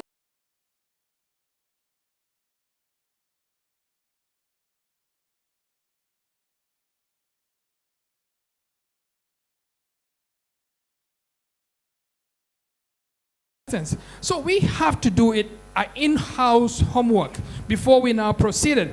But we cannot complain. We keep complaining. It's good that you take him on and get more people to join you. I bet you will succeed. Thank you very much. We take the final question from the lady here. Thank you. We have Let's take the last question from her. We have the mic here already. Thank you. My apology, please. Thank you. Apologies. I just want to say that there are some things that are fundamentally challenging for the SME in the environment in which we have. NAFDAC, for instance, most of the status, most of the conditionalities that NAFDAC has set at the inception of creating that agency may need a complete overhaul in the context of the new normal. The issue that we have, if you have a NAFDAC certification for a particular product, let's say it is tea, and you are producing the tea in 3 different packages. You have a 500 gram, a 250 gram, and a 100 gram. NAFDAC still expects you to register each product individually. On the same product. That's true. Please wait. Thank you. Let me tell you why this was done. Wait, please. I was privileged. I was in the United Nations, and I did work with the WTO. And I understand how the regulatory agencies came up with those kind of issues. At the inception, when they are trying to set up conditions, most of the conditionalities that they put in place are for the purpose of ensuring that they can get revenue. And in the revenue drive, they want to tax as much as possible so that those agencies can stand. But when you go to Asia, you'll find out that the regulatory agencies are not for profit. They are purely regulatory. They are to ensure and maintain standards. We're not saying that do not charge. But please, if there is a product that is already certified, the same production process is what is used. The different packaging size does not matter. Whether it is in 1,000 kg or 500 kg or 1 kg, it is still the same product that is being filled into different bags. Thank you. They should not be recertified. Thank you very much. Thank you. I believe you get a good response. But one thing I need to call our attention to, I believe our government too do not monopolize knowledge on everything. That's why they have SA, PA, all to give them advisors. So I think this forum is encouraging us to speak out and find a solution. If a policy is made and is not working for the people, they should voice it out to the right channel. It's either the policy is not working or the person, particularly at that position, that is holding on everything to ransom. So thank you very much for that contribution. I'll take the last question from you. Right, yeah. Good afternoon, all. I want to really appreciate the organizers of this program and to say I've learned a lot, and I'm going not as I came because I have some assurance. But like my last speaker said, we are here. My name is Adamma Afanga. I represent Life Choice Industries Limited. We produce date syrup. What I expected, amidst everything that has been spoken, what I expected to hear here was to declare a state of emergency on the ease of doing business. You can't expect an individual like the banking industry has done. Before now, if you want a loan from the bank, you will have to present collaterals, a house or something. But now with your mobile phone, you can dial a specific number, and in 3 minutes, the money hits your account. I'm not saying NAFDAC should cut corners, but what I'm saying is some specifics should be put in place for supervision and make things easy or easier for industrialists. Because you don't expect, okay, I got a loan to build a factory. Take for instance, which other loan do I need to get to buy equipment? They're talking about Nexim, but if you go to Nexim, the protocol is so much that you cannot meet it. You get angry and use your phone and get a loan from the bank. So what are those areas that are being addressed? One, finance is a major problem. It's not as if women don't know what to do, but the finances are not there. Secondly, the bottlenecks in NAFDAC is enormous. So we are saying, please, let the government declare a state of emergency on micro, I'm not even small yet, micro, small industries. Thank you very much for that wonderful contribution. But I tell you, we're really progressing, and if we come together like this, definitely we shouldn't just keep complaining. We should also make some useful suggestion to what we are saying is wrong. Help them too. They are not saying that whatever is happening is not there, but come up with a suggestion as well and say, if you're saying this is wrong, this is what you're suggesting. So at the end of it, they will look around and they make the law to please us. So if it's not working and we give them obvious reason, I believe they will change their policies. Thank you very much. I've said the last one, but I should give someone from the side before we now take answers and comments from the panelists here.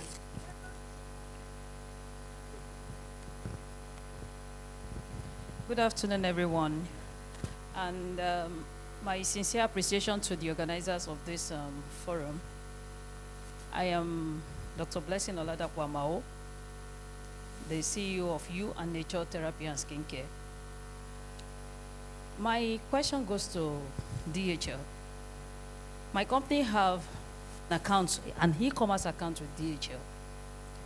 And the essence of us having this account is in order for us to be able to convey our goods and services to our clients within Abuja and outside Abuja.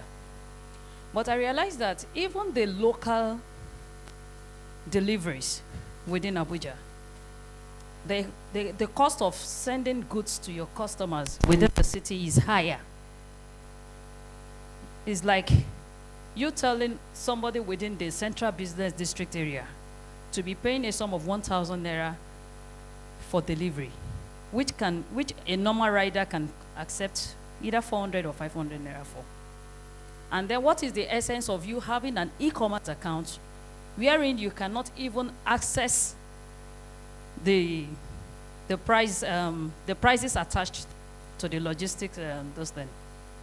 So what I suggest is, since there is an avenue for us to convey our products within the city, is there a way that DHL is you giving your products to a dispatch rider that has a box? Probably maybe you have a huge package to send out to your clients, and their box is not even big enough to convey them. What do we do in this sense? Thank you very much. Then, I think secondly, to customs. Do you want to go more? Yes, Okay. please. My question to customs is, like, most of us that are importing our products from other countries, most especially in the skincare industry, you know, with this trend of the increment in the exchange rate, at the point of clearing your goods with customs, you know, most times they will tell you that the skincare is now the new oil and gas, extorting us at exorbitant amounts. Many times I feel like importing some products, but when I think about the cost of clearing them, and these are products that are not produced in Nigeria, which are parameters for people who are the end users, that's the formulators, to use in formulating their products. So how do we go about this bottlenecks of crossing all of these hurdles we face? All right, thank you very much. Let's take on NAFDAC to give us answers. Okay, NAFDAC, can you take that? Thank you very much for the opportunity once again. Let me start by commenting every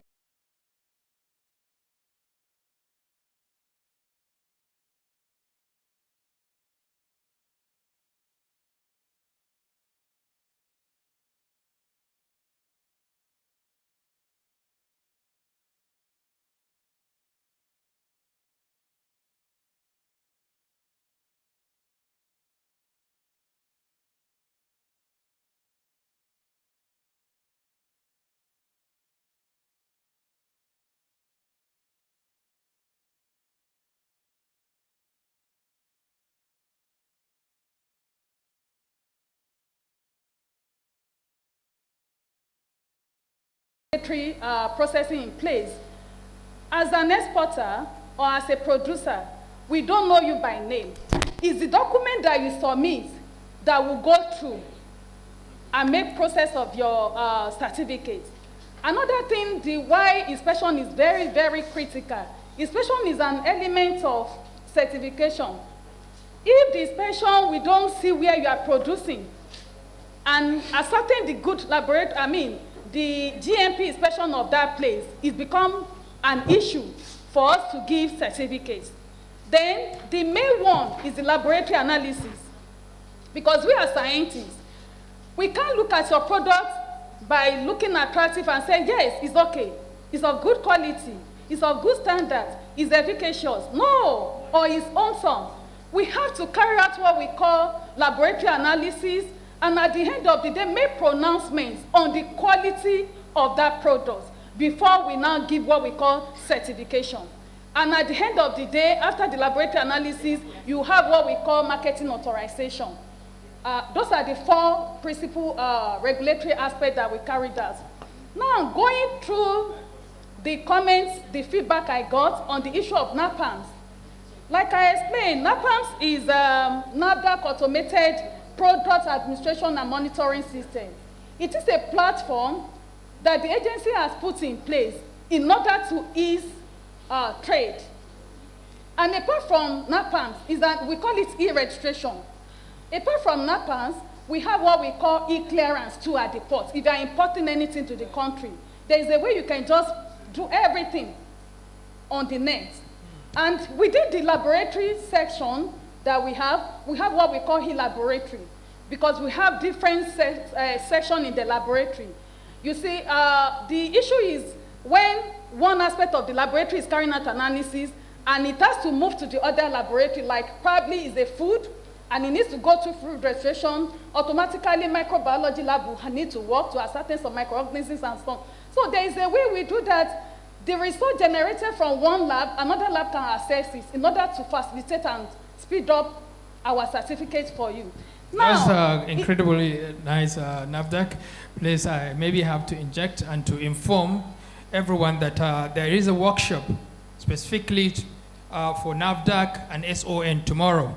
So we can brainstorm, and maybe she can work out on the questions she have you have put across her to now be ready to diagnose them tomorrow. So come with more questions tomorrow and have a field day.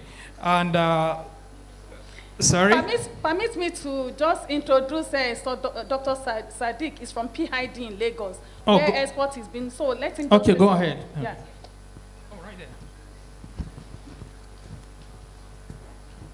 Good morning, house. It's good afternoon. Okay, my sister have said almost everything. I think I want to say that NAFDAC processes are actually facilitating trade. If we listen carefully, it started from documentation. You know, our documentation, there is a brand certificate. That is, if you have your product, you have to personalize it. You have to go to Ministry of Trade to have to brand it and have a trademark certificate. That is key in among our document. And you can see that with that, if you have your product development, product integrity, and product loyalty will develop from there. People can decide that if your product is not in the market, they can even deposit money, they will not buy other products. That's how NAFDAC is facilitating trade through that. Packaging is another thing. We make sure that what you use in packaging does not have a deleterious chemical that can leak into the product for health safety. So all these things are the way. Right from, we believe in NAFDAC that we build quality into product. And all common people have said, some of it have said, I will not say it's ignorance, because if you have come to NAFDAC, maybe somebody said and you carry it, because we don't register different package sizes. That's pack size extension. We call it pack size extension. If you have registered a pack size, other ones is just an administrative approval. It's pack size extension. If you have 2 kilograms and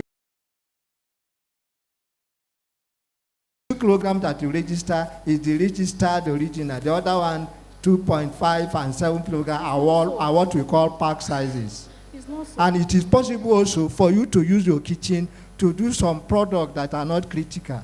Drug, you can't do that because it is a critical product. So there are products in which, because of the ease of doing business, if your kitchen is going to be, you are going to use your kitchen alone for producing that product, yes, NAFDAC will allow that. So there is not easily nothing. And if you don't have money, after you have registered, you don't have money to buy equipment to do your production, you can do what we call, people can produce for you, contract production. You can approach a factory that have all this facility and it produce for you and you personalize that product.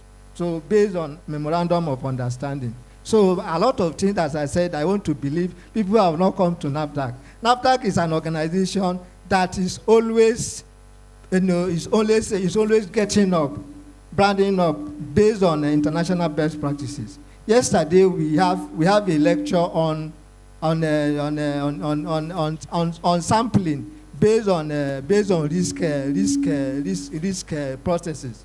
If we have a company that we know that they have not been cutting corner, they have been doing it right, they have low risk, we can decide that we will sample. If they have 5 shipments, we will sample only once.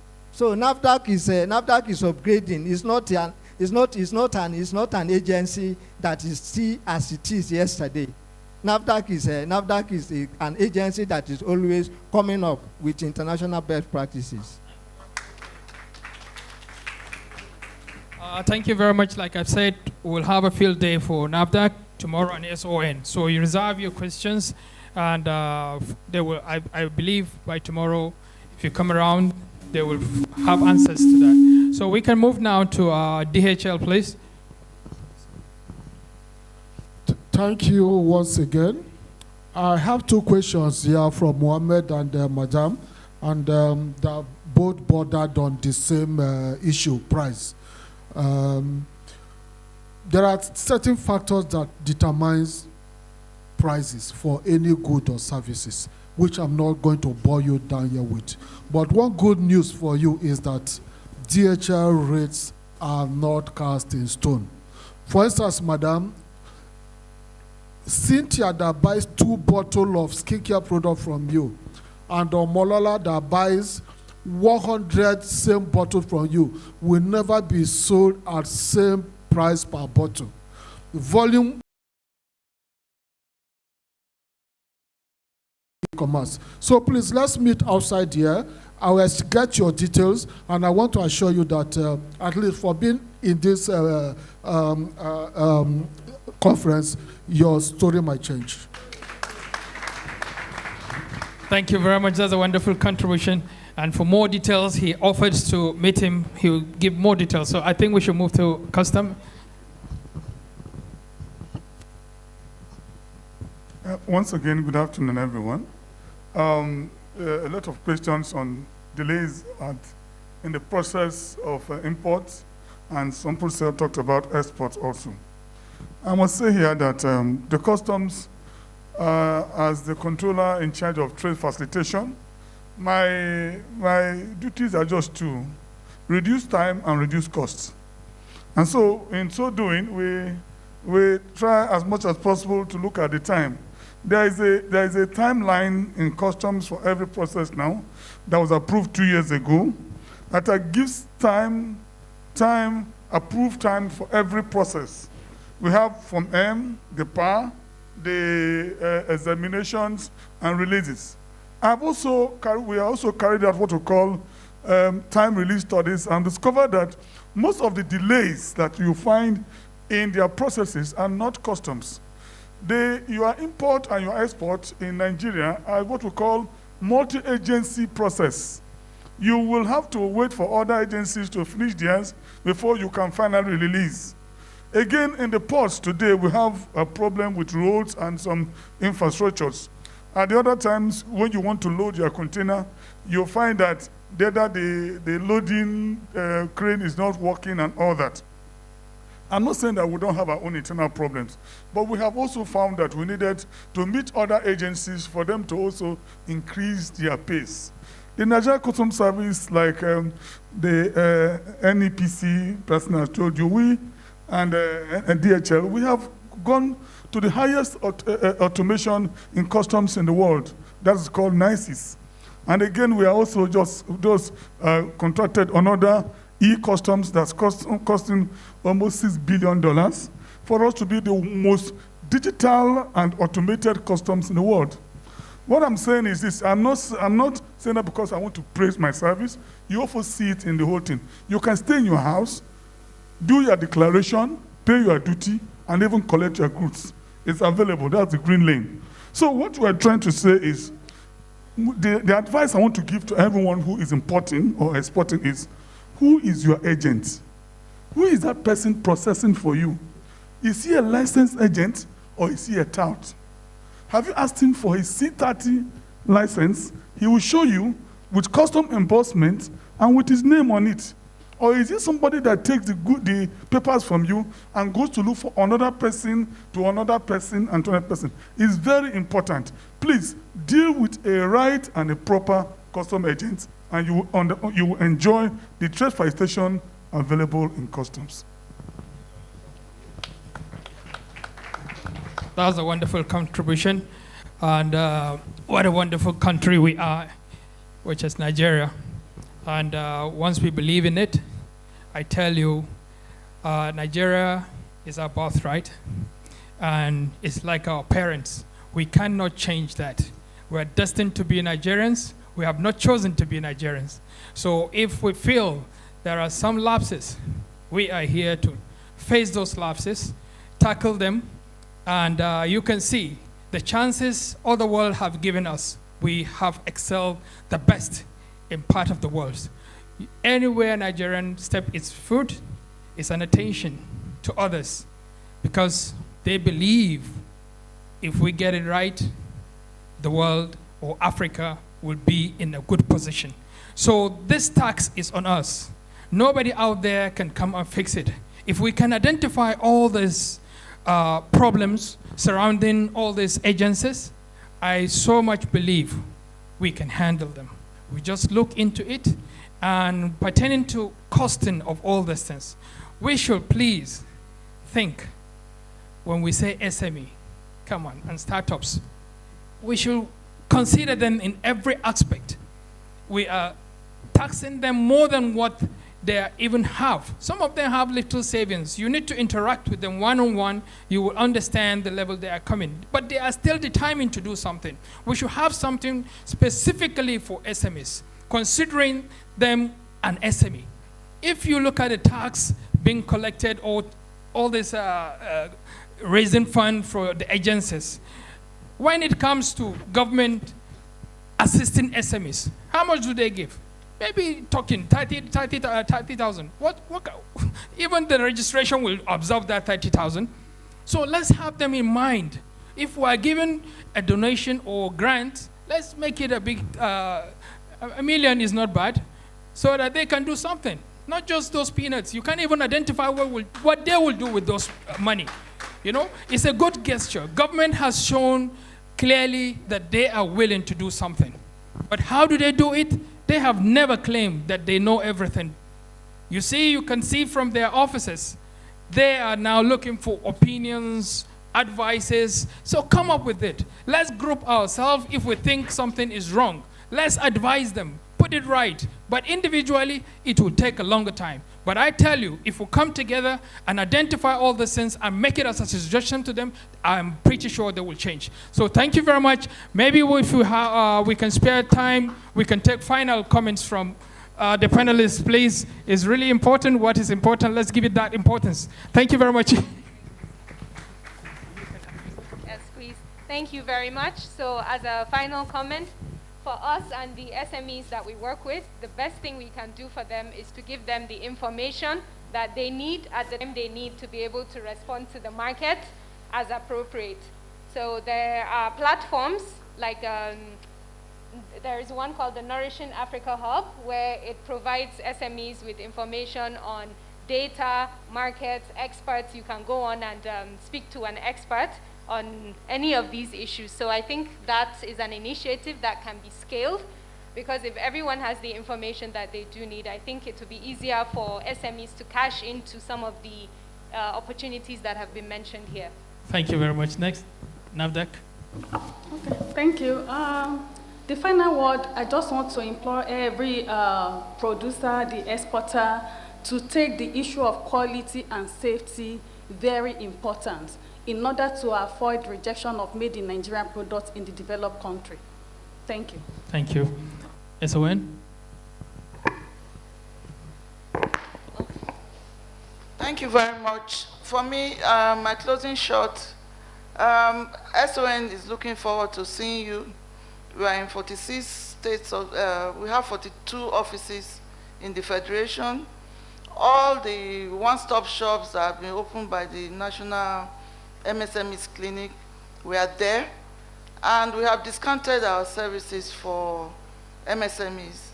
If you want to do laboratory testing, certification, purchase of standards, they are all discounted. If you want to import your raw materials, under our Standards Organization of Nigeria Conformity Assessment Program, you get discount for that service. And then most importantly, you must come forward to participate in standards development.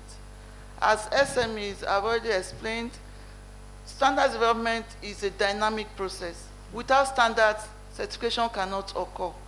And if standardization don't occur, you find that the harmonization that is taking up, going around in the country, we will not be able to have inputs to submit.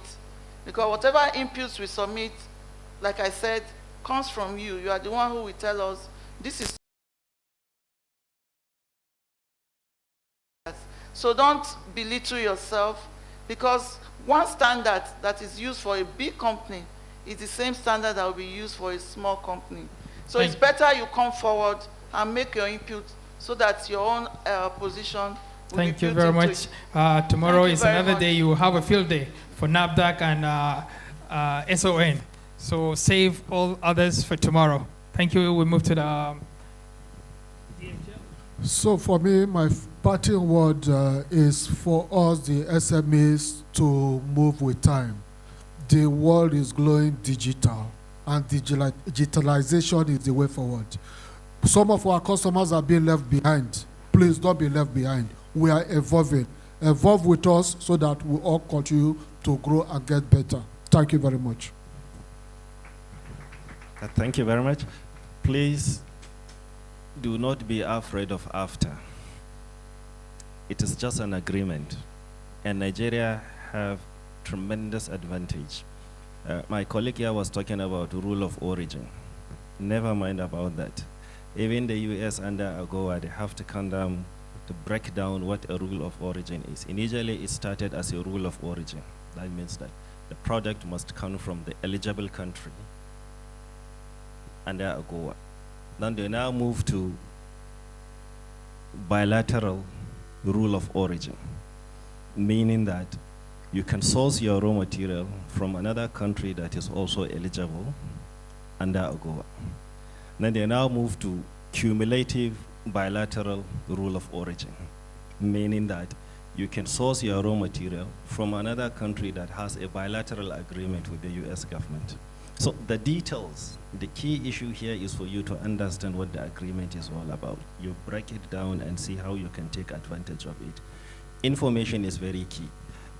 We had an interesting story some years back where one large-scale farmer in Niger State produced a large volume of maize, and he was looking for a way to sell it. He had to sell it to one of the merchants in Kano at the Dawano International Grains Market. And incidentally, there were a group of people that were looking for almost the same quantity of maize from the same Niger State. They had to go to Kano, to buy the same maize that was produced in Niger because of lack of information. So it's very, very key. Whatever you are doing, try and combine this issue of your product and the market that you are targeting. When you combine the knowledge of your product and the market that you are targeting, things are going to be easy for you. Thank you very much.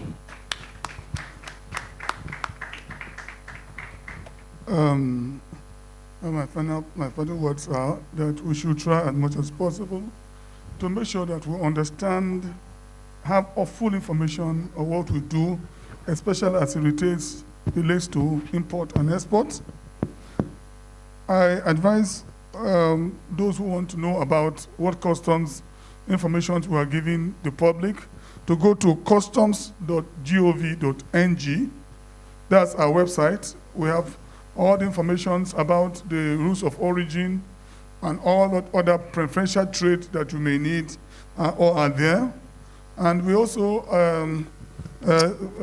say that it is very important that we use the right channels to process our import and export, especially in the use of clearing agents. Thank you. Well, at AFEC, we still have the dream of actually feeding Africa. It's a crazy dream, but we believe it's possible. And I also wish to tell you that you do not need to go to DAWANO to actually trade. You can actually download our COMEX app from your Play Store, and you'll be able to place your demand. You can actually also be able to sell on the same app. So this we have brought to you, and I would like to plead with everyone that you need to always leverage on technology. It's a digital world. Like every good to great company, you also need to actually leverage on technology to leap forward and scale as well. Thank you. Thank you very much. And you can see very clearly why I said it's very good to come together. And once we diagnose all the things, definitely solutions will come back. And I want to use this last minute to indulge in everyone. Let's give a standing ovation in appreciation to Her Excellency. Thank you very much for this wonderful initiative. And I tell you, it's really encouraging. And you can see you have touched life, and it will continue. It won't just stop here. And I'm also calling on all the SMEs. When we indulge in coming together, solution will be. We will address our own problems and get solution ourselves. And the government and individuals like what we have now is wonderful. We are great Nigerians, and I urge everyone, once such thing is been announced, let's all come together I believe the benefit is just so much. Thank you wonderfully. Bye.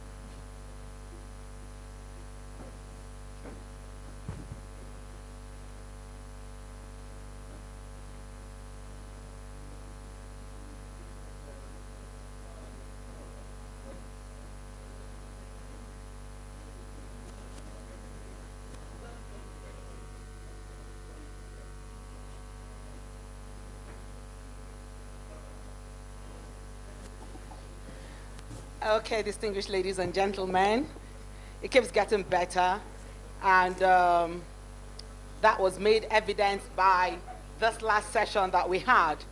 No wonder Mr. Mohammed Sani is also a training consultant, and so he kept at it, and I'm sure every one of it enjoyed it. Thank you very much again.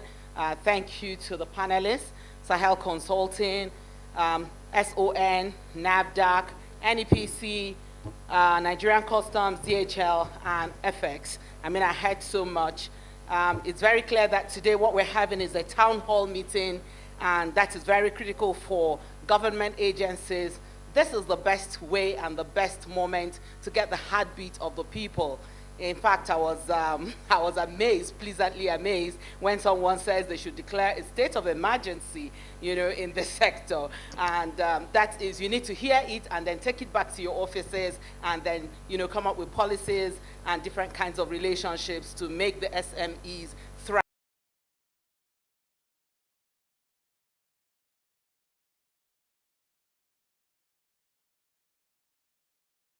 Conversation continues tomorrow, but not physically here, we shall be meeting online. And if you have dropped your details whilst you came into the auditorium today, you will be sent the link via your email.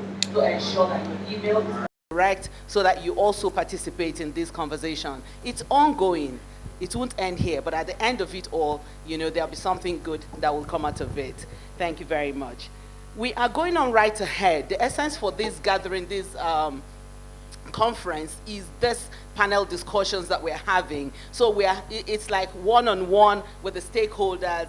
You probably may not have had the opportunity to go to the offices where these, to ask questions, but you're seeing the stakeholders and the people you need to engage with. And so I'd like to crave your indulgence again to sit down, relax, and enjoy and savour this moment and get the benefit and move your business or your service, not just within the environment where we are, but we're saying, you know, regionally and of course the globe at large.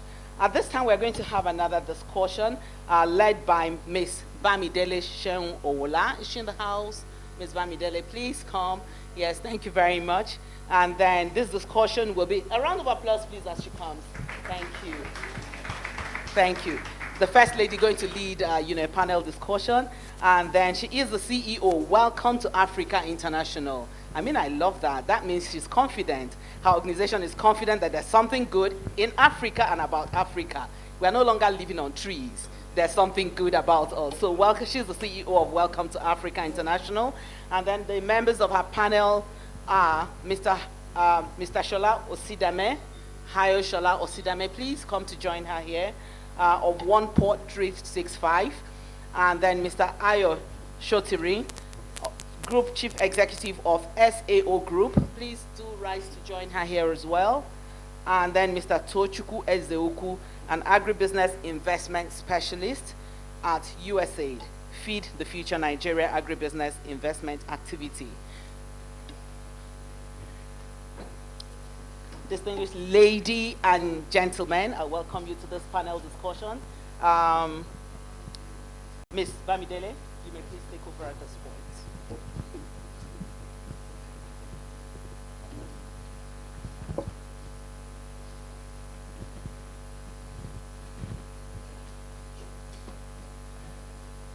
Okay, so thank you. All right, so thank you so much to the organizers for organizing this program. I think it's quite fantastic that we've been able to, or the organizers have been able to bring together regulators, policymakers, and the private sector. And it's actually good that we have these types of events so that we're able to kind of address key issues that are important to Nigeria's development. As the host said, my name is Bamidele, I'm CEO of Welcome to Africa International.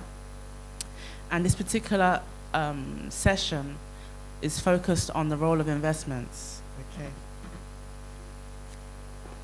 At Welcome to Africa, we look to facilitate trade and investments, and we're very much focused on the agricultural sector.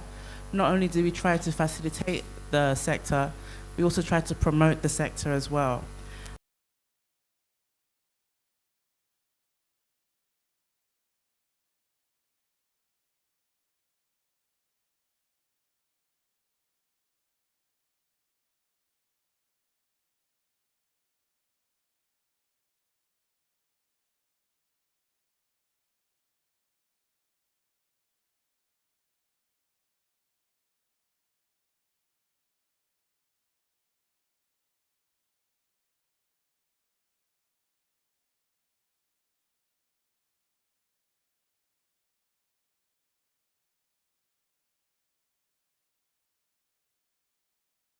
I think they'll probably do better justice. Okay, but what I can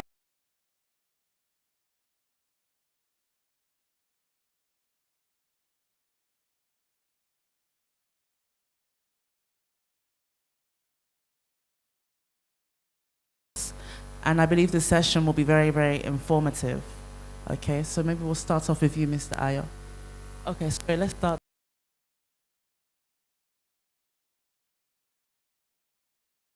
To exports. Okay, good afternoon, everyone. My name is Hio Sholausidame. I'm a director at WenA 365. It's a pleasure being here. I came in at the early session, and there's a lot of conversation going on about what goes on in the farm, in the production, and the packaging. And I realized there's little conversation going on about what happens in the export process. That is getting it out of the country in the first place. And that's where we come in. WenA 365 is a digital freight forwarder. We streamline the whole export process using technology, and we provide you a platform whereby you can book everything involved in the value chain via your platform. So you don't have to call truckers, you don't have to call a shipping line to get prices, you get instant quotes, instant prices, and you get 100% visibility on your shipments. And it's an exciting session. I look forward to contributing on this panel. Thank you. Okay. Over to you, Tox. Right, good afternoon, everyone. My name is Tochukwu Ezuku. I work for USAID Feed the Future Nigeria Agribusiness Investment Activity, long name, but it's nice to be here, and I think that what's going on here is beautiful. Nothing is too much an investment to make for SMEs, especially those who are focused on trying to promote export. Our work at the activity is essentially focused on facilitating access to finance and investment for people like yourselves, but by our mandate, we are focused on specific value chains and specific states. So if you are in maize, soya, aquaculture, rice, cowpea value chains in Kaduna, Niger, Kebbi, and Delta, Benue, we play in that space. And what we do essentially is to provide technical assistance, right, to either yourselves or those who are trying to give you funding, or remove any barrier, that is in between yourself and the kind of funding that you seek. I have a commercial banking and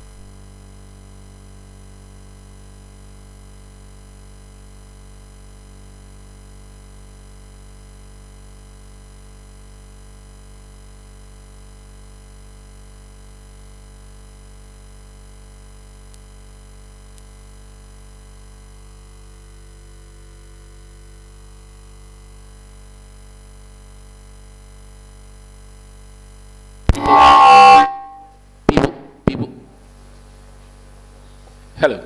Yeah, to provide technical assistance to people like yourselves. And by technical assistance, I mean anything that helps you become more credit-worthy, more investment-ready, and connects you to the ultimate funding that you require. I mean, I'll say more as we continue the conversation, but I'm happy to be here. And in the unlikely event that I leave before the end of the program, it's just because I have something else to attend to. It's not a matter of respect for this forum. I'm happy to be here. Thank you very much.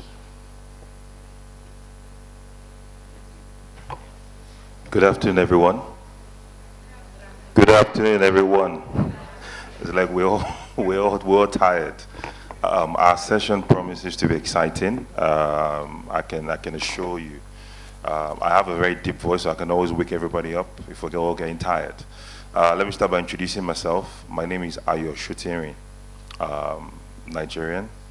I work for a company called SEO Capital. It's a portfolio company of SEO Group. And it's a social impact investment and advisory firm. We started off being a development advisory firm, and what that entails, because everyone struggles with the meaning. They're used to financial advisory, but development advisory sounds a bit off. However, what we do, we basically support government to develop better or to govern better. What I mean by that, if I break it down to you, is we take government from the process of doing diagnostic studies, understanding what the pressing needs are, also helping them build a project pipeline as to what's most important. If it's infrastructure, if it's agriculture, what type of infrastructure, what type of agriculture support, and we help them raise capital to develop those projects within the portfolio. And how this ties into agribusiness or agriculture is for government. I don't believe they should be in the business of doing any business. They should create an enabling environment for businesses to thrive Say, for example, a development partner like the World Bank or WenA wants to do an agriculture project with government. The sustainability part of it is never considered from the government angle. So you'd set up a project implementation unit that runs for 5 years. They get trained by WenA or get trained by the World Bank or AFDB. After 5 years, they need to back off the project and hand it over to the civil servants. I can assure you, 6-7 months after, project is completely gone, and you have this happening over a 50-year period. I'm saying time and time again.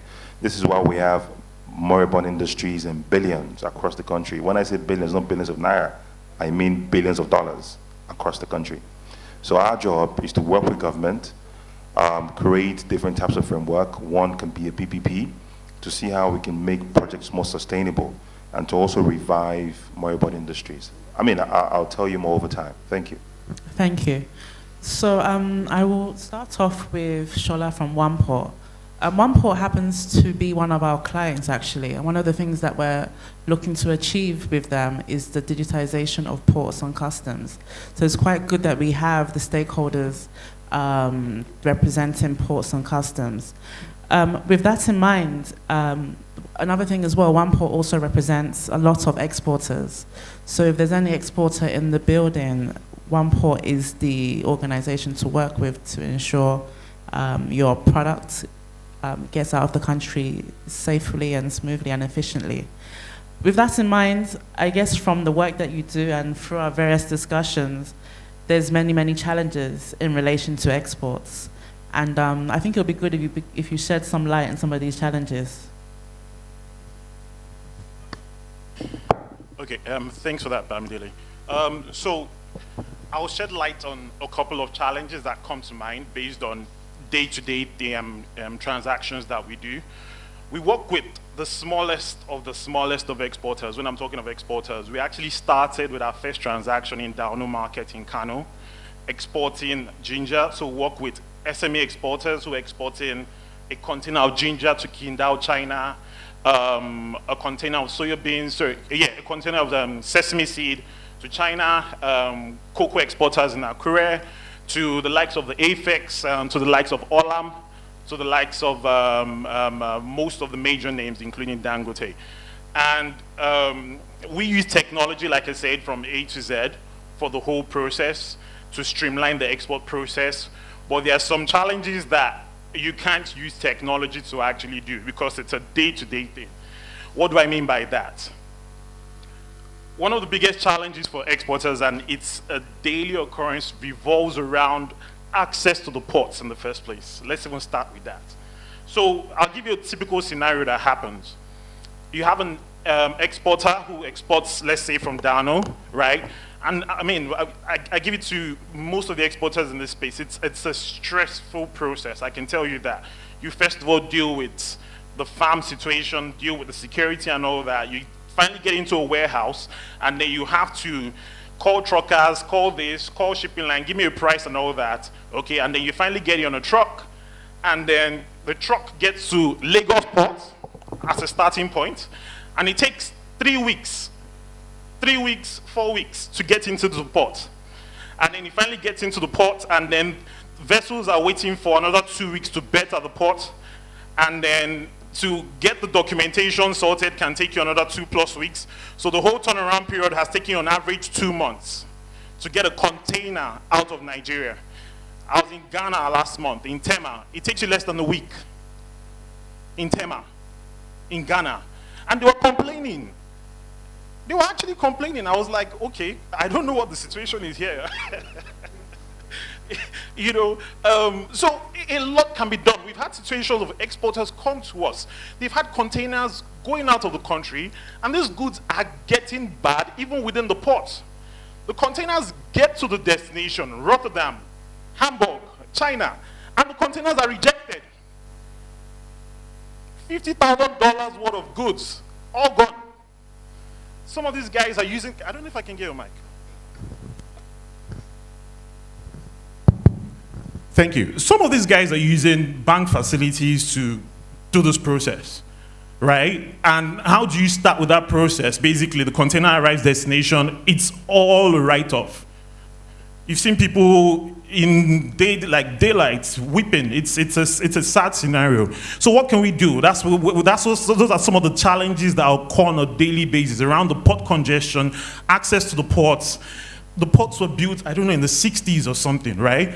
90% of containers in and out of the port still goes via the roads. If you've been to Apapa, it's a 1-2 lane, right? I think maybe 4% goes via Badge. The railway, it's coming up, right? But we're not there yet. So there's still a challenge around movement of goods out of the ports. That's a major issue, in and out of the ports. The same way we affect importers, the same way we affect exporters. Now, another thing obviously revolves around streamlining the process. And I say this conveniently. There are too many regulators doing the same thing. Too many agencies. Too many. I can go into details of that, basically, but at times you even get confused. I thought this is just the SOM process. Which one is NAFDAC in it again? Basically, it's a daily occurrence for licensed freight forwarder, basically, you know. And yeah, we understand the process. We obviously work with regulators on a daily basis, but at times, some of the issues that don't need to be duplicated, if we can simplify it, that will go a long way. And that'll be fantastic for us as licensed agents. That's a fantastic thing. And also as the third thing, which revolves around I think we can look towards adding value to so many of the things that we're exporting as a country. What do I mean by that? We deal with this on a daily basis. There's a lot of cocoa, sesame seed, ginger things, right? And I'll tell you what, some of these things get to, as soon as they arrive Holland, it triples in price, right? Whereas it's left here and we're selling it for peanuts. A ton of ginger, I think this last season was going FOB $1,200 or so.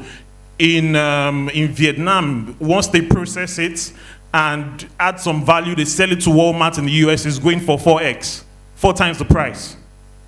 What can we do about that? We need to look a bit inwards to improve the process. So there's a lot to discuss. Those are just some of the key points and the key highlights. I'm happy to shed more light on it. Thank you.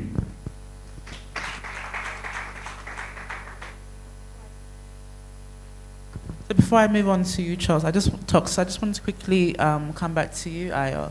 I know you work on a lot of development projects. You work with a lot of the state governments. And when we talk of exports and wanting to improve exports, a lot of the challenges that Shola mentioned have to do with infrastructure, have to do with working with government agencies. So for you as a social impact group that works a lot on development projects, before you decide to work with a state government, what are some of the things that you look out for before you then proceed? And if you could tailor your answer to exports and infrastructure, that would be fantastic. I think it's easier for me to use the microphone. It echoes my voice more. Thank you for that, Bamidele. I would say you would agree with me that government are trying to do what they know how to do, but they require, specialist know-how to improve on services that they offer the public.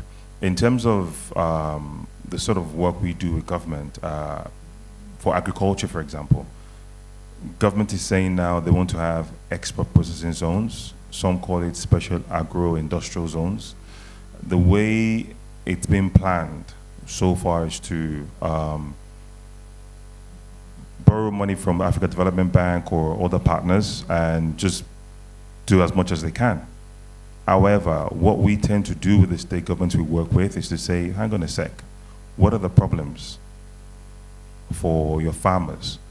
They suffer in terms of infrastructure.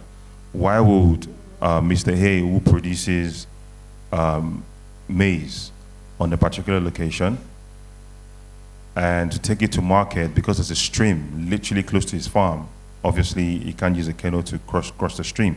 It takes him 2 hours to go around the stream to get to the second destination that could take him literally 2 minutes on a bridge. So those are the sort of things that we do. As I said to you initially, it's massive diagnostic study and prioritization of what we believe government should be doing. The recent one we're doing, going back to the special agriculture processing zone, It's a big project that's been touted across Africa, which has been championed by the Africa Development Bank. Now, for Ondo State and Kwara State where we work, what we advise the government to do is to look around. What are the most important crop or commodity that comes out of the state that they have comparative advantage on? And how do we improve the process of turning it into finished products before it gets exported? So within those zones, we've told government to rather focus on creating infrastructure. Why don't you do infrastructure around the SAP's head rather than focus on buying some processing equipment? Let the private sector buy the processing equipment after the infrastructure gets put within the zone. Now, once you do the infrastructure within the zone to the highway, it's easy for producers or farmers to harvest, shorten the time it takes for them to access roads to the port or to the nearest railway if the road starts to function. So those are all the things that we go through with state government and we look at across board. However, there's something very important, something very critical.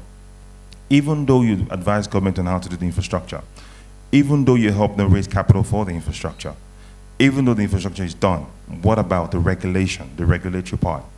What about policies, right? A lot of the policies I've seen, I'm sorry, there's a lot of government workers here, it's almost designed to work against MSMEs and SMEs. Everybody agrees with me, am I correct? You would find situations where you'd be wondering why I am trying to, for example, create a product that can be exported, and I've got to go through rhetorics, a lot of approval processes. Someone mentioned NAFDAC. I'm approving one product 10 times because in 10 different parks.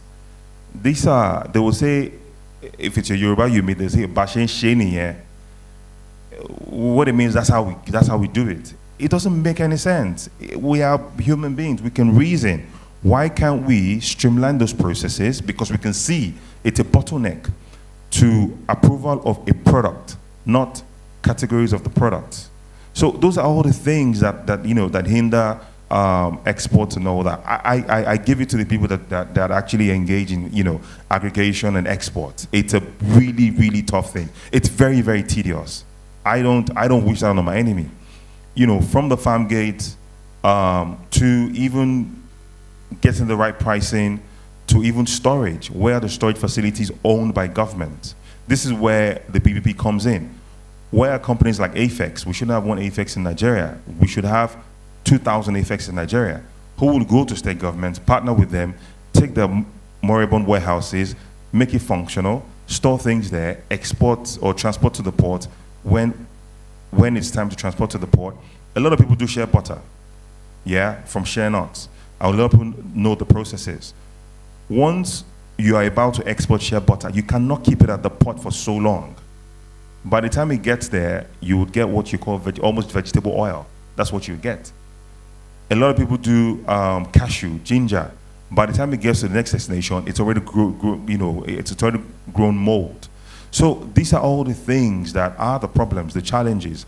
Now we can talk about the challenges all day in conferences like this, but excuse me, when we profess solutions, how do we take it to the last mile, which has to do with people in the villages, and how do we even start from government? How do we advocate for government to actually govern better? These are all the things that we should actually try to profess solutions to. If I tell you I have the solution because I'm here as a panelist, I'm lying to you. How do we get government to just change their ways? We've been discussing this for, I don't know, multiple decades. We sit on panels like this, we talk about this, but how do we implement those solutions? That's what I'm about. Anyone that has an idea, please, we're ready to help you echo it. Thank you. Thank you so much for that intervention. So back to you, Tox. I know you'd work with a lot of SMEs. A lot of them are in the room here today. A lot of them need funding. It'll be good to hear from you some of the things that should be considered for those that are looking for investments with relation to exports, number one.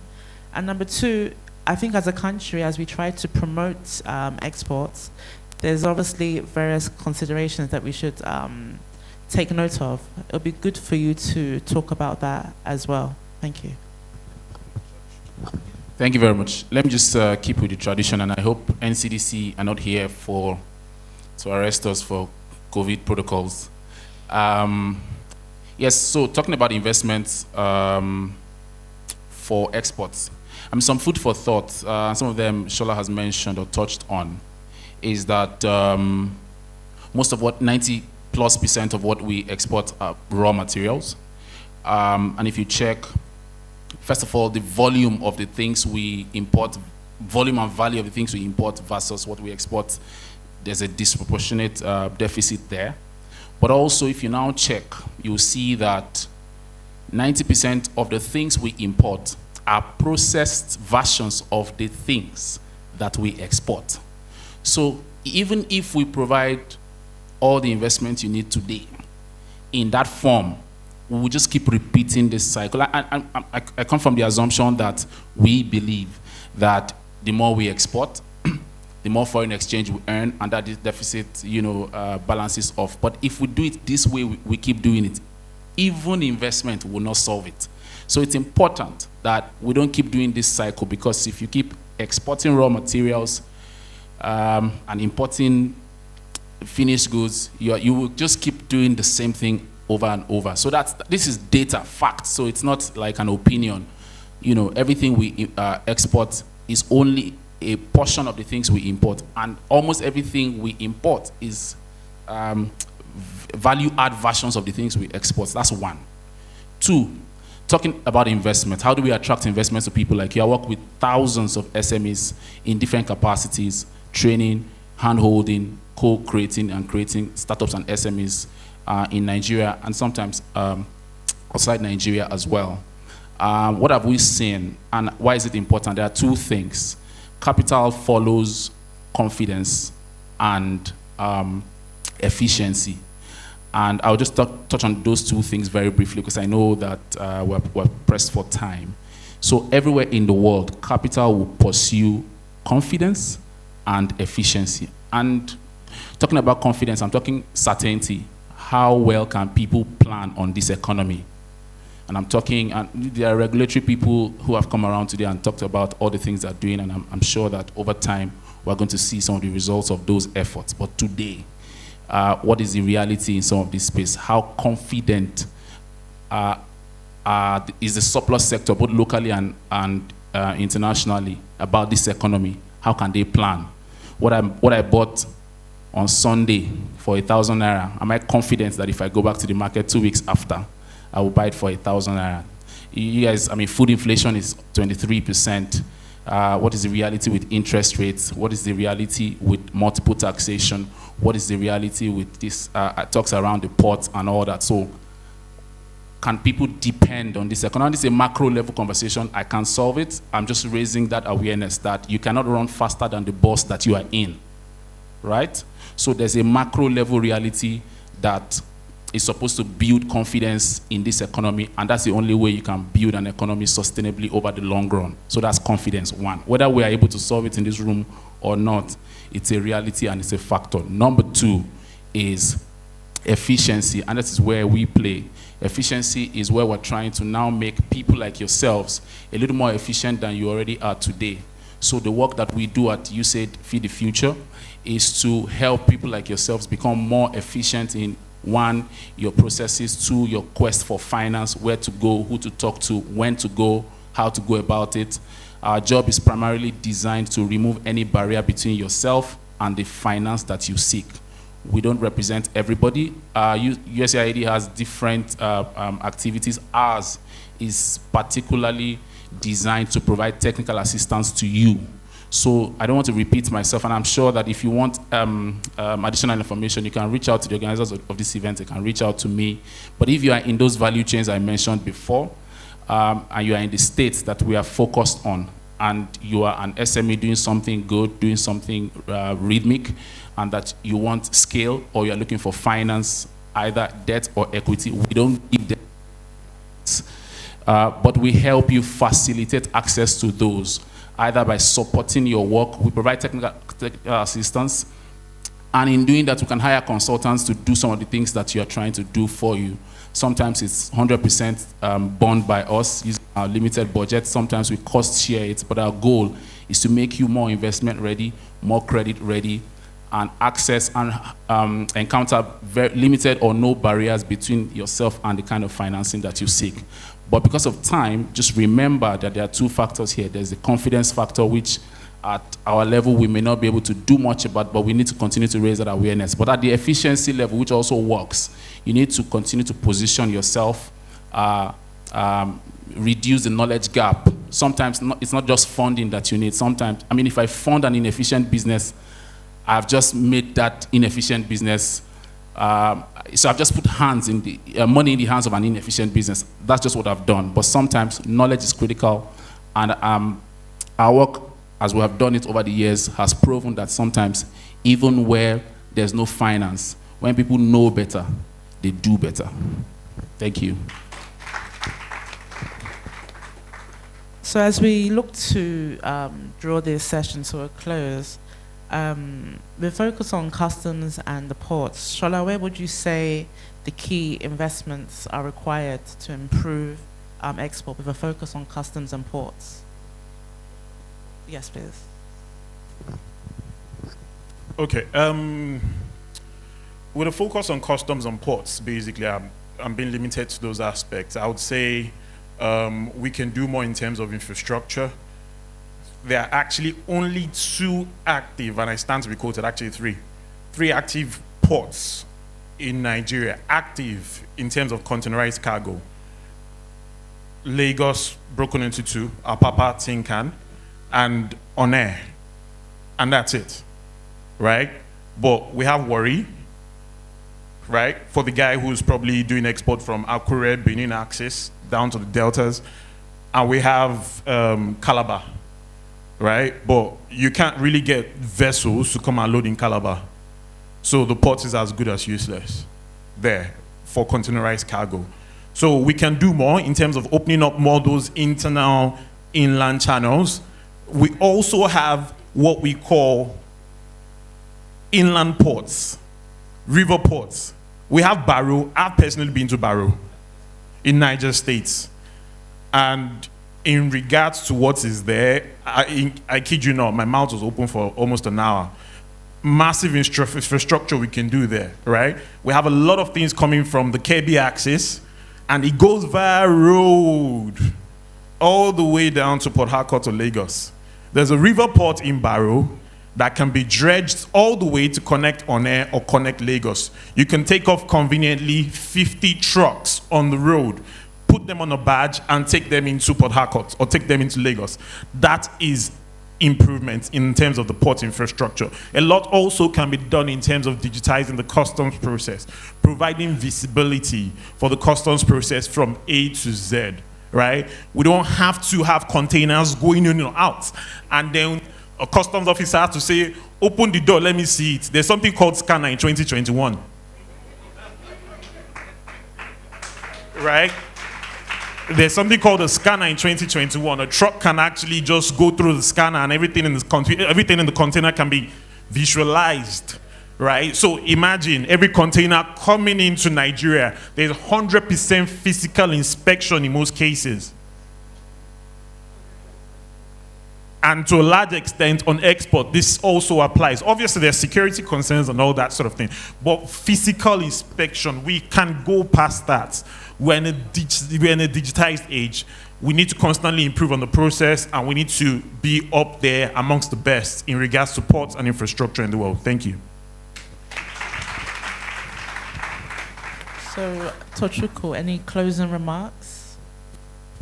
Well, I mean, I think we cannot have too much of these sort of sessions, and the more we engage, sometimes, and someone mentioned something very important today. He says she was trying to encourage SMEs or businesses to take the work to the regulators. I mean, it's something I've seen everywhere. I've seen in agriculture, in infrastructure, in fintech.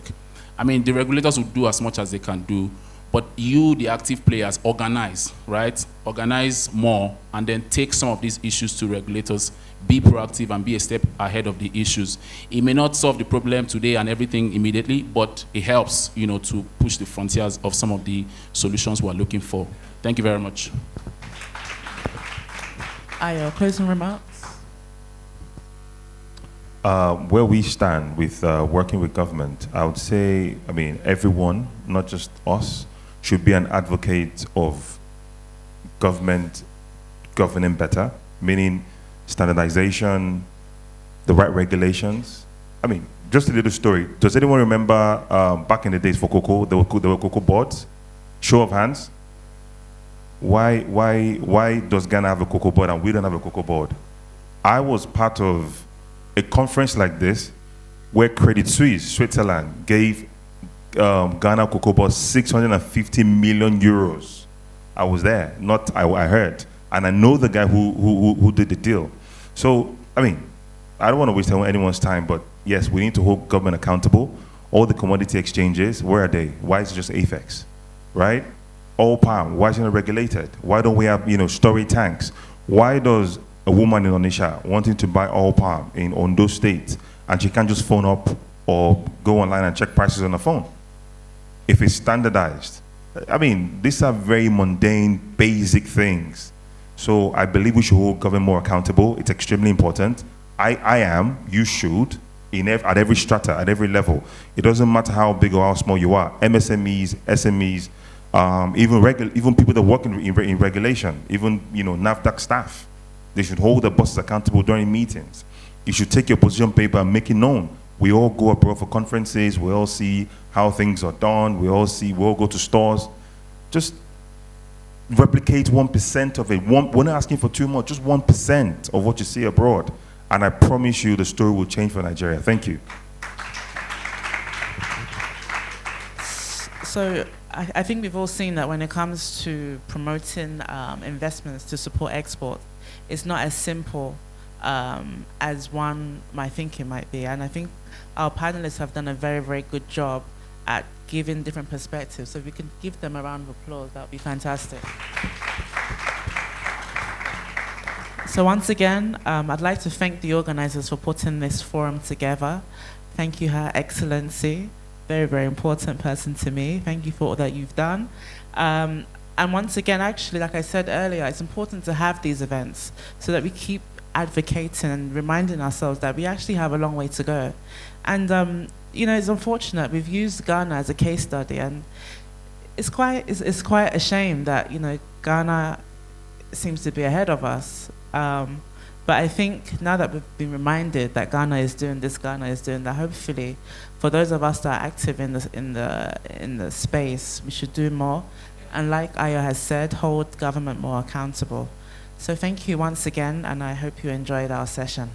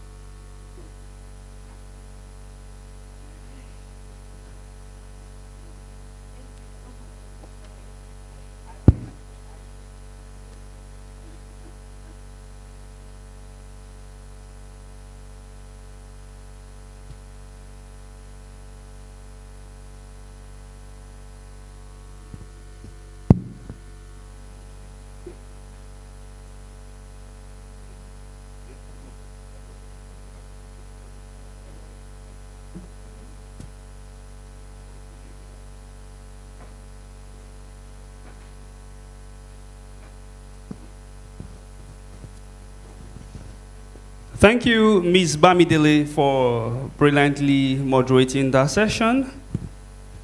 If you're just joining us, anywhere you're joining us from here or virtually, we have to say you've missed plenty. I've had sessions on new voices, new trade, export value chain systems, role of investment in export. And our final session will be on trade policy and export promotion. Welcome to the first day of the third edition of the Women Enterprise Alliance Biannual Conference. But before we have our final session, I'd like to invite Dr. Musa Babayo, a former chairman of and board of trustee members of TED Fund, for a brief remark. So please help me welcome Dr. Musa Babayo. Thank you. And keep it going till he comes here. Keep it going. Keep it going. Keep it going, please. Keep it going. Keep it going.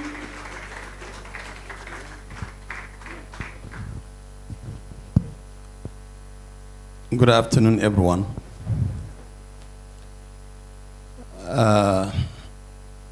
It's my pleasure to be here. I'm come here to listen, but I have been listening to some of the distinguished panelists. I feel there is something that I may wish to add.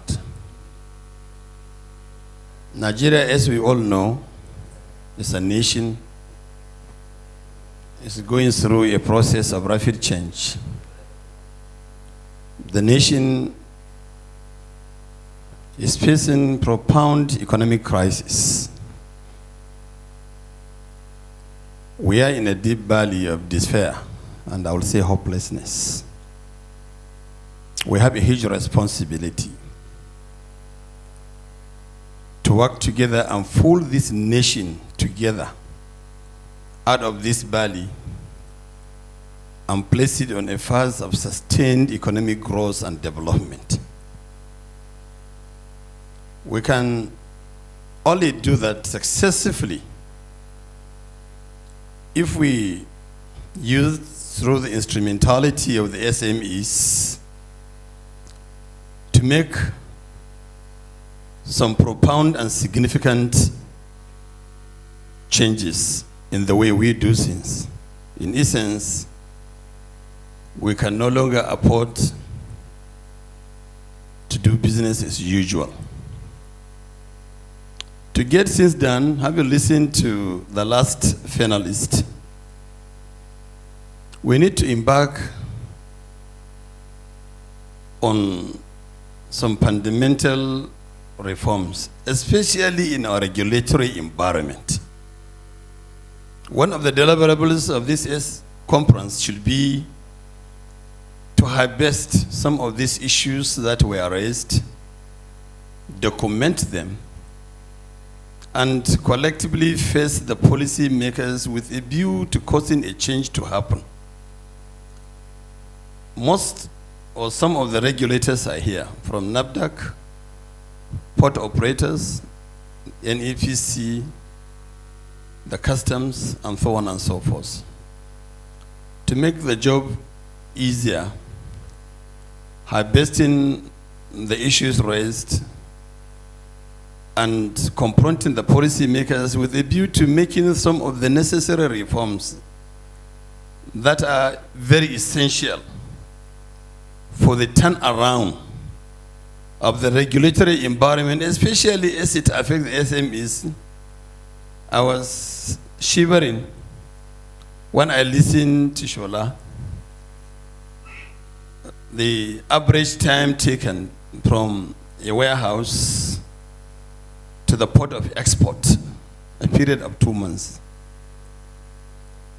Looking at an average cost of funds in today's financial market environment, an average exporter will exceedingly find it difficult to break even, let alone make profit. And as we all know, the primary aim of every businessman or woman is to enhance the shareholders' funds and make a reasonable return on investment to keep the firm alive. If you try it once and you make a loss, you try it the second time, you make a loss, the chances are that you will not be available for the third time. So there is a need for this important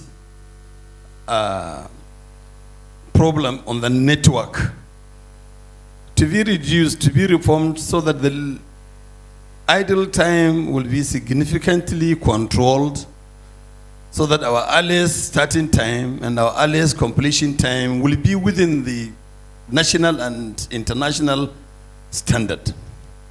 I want to thank Her Excellency Aisha Babangida for always being in the forefront of causing change to happen, especially the most vulnerable group within the Nigerian state. This is an initiative which all of us have a responsibility to copy, so that together we can address some of the myriad challenges facing the economy of the Nigerian state. This is the best time for an average exporter to do something different. I said best time because, not because we are happy with our current exchange rate situation, but whenever there is a threat, there will always be an opportunity. And this is the time to combat those threats, be it in the operating environment, regulatory environment, legal environment, or even in the social environment, so that our average SMEs can make significant breakthroughs. The problems that the SMCs are facing in the financial services industry especially is the major bottleneck of remittances. The world, as they say, is a global village. People sitting down from the comfort of your living room can transact a business with their partners abroad without literally going out of your home or going to the airport to travel to a foreign country. But it's extremely difficult now to transfer funds because the macroeconomic environment, the policies that governs the management of our foreign exchange regime has made it a little bit difficult to transfer funds from your domiciliary account to a foreign supplier of goods and services, which primarily, some years back, you could do with a little ease. There may be reasons for that, but it's important. One of the takeaways as a deliverable of this particular conference should be a focus on this, so that there will be a change in the monetary policy regime of the CBN, with a special focus on what to do to help the SMEs function in the most effective and efficient manner. I heard the word efficiency by the USAID panelist. That is key to success, not only in business, but in every field of human endeavor. This is an area that we should equally look at when we are harvesting the deliverables of this conference for the next steps. Thank you very much, Hajia Aisha, for this wonderful initiative. And I want to thank you for allowing me to be part of this. Thank you so much. Bye.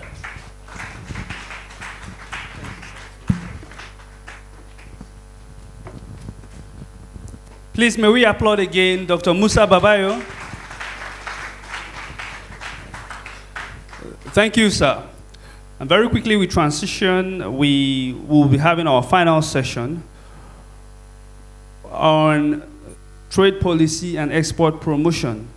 And to facilitate that, please help me welcome Ms. Nemesit Felix. Keep it going, please. Keep it going. Thank you.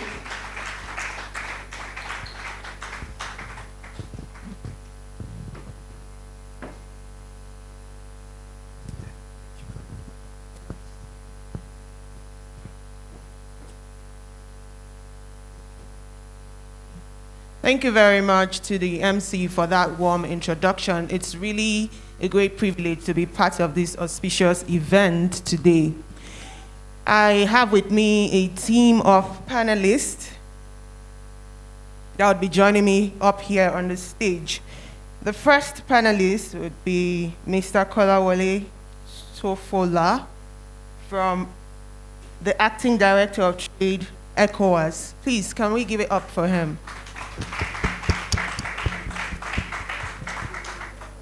The next panelist is Mr. Kamar Bakrin, Technical Advisor to the Minister on Investment. Please, let's give him a round of applause. Thank you.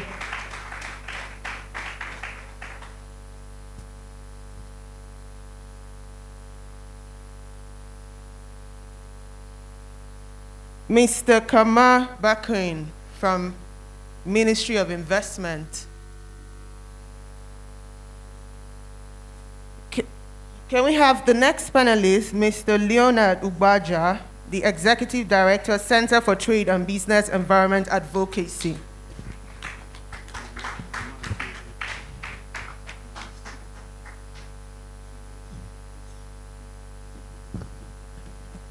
So pardon us, please, the third panelist is not here at the moment, he's unavoidably absent. So today, during our panel session, we'll be discussing a very interesting topic, which is trade policy and export promotion, as the MC rightly mentioned. And my panelists and I will be examining current trade policy and influences to national export promotion, with emphasis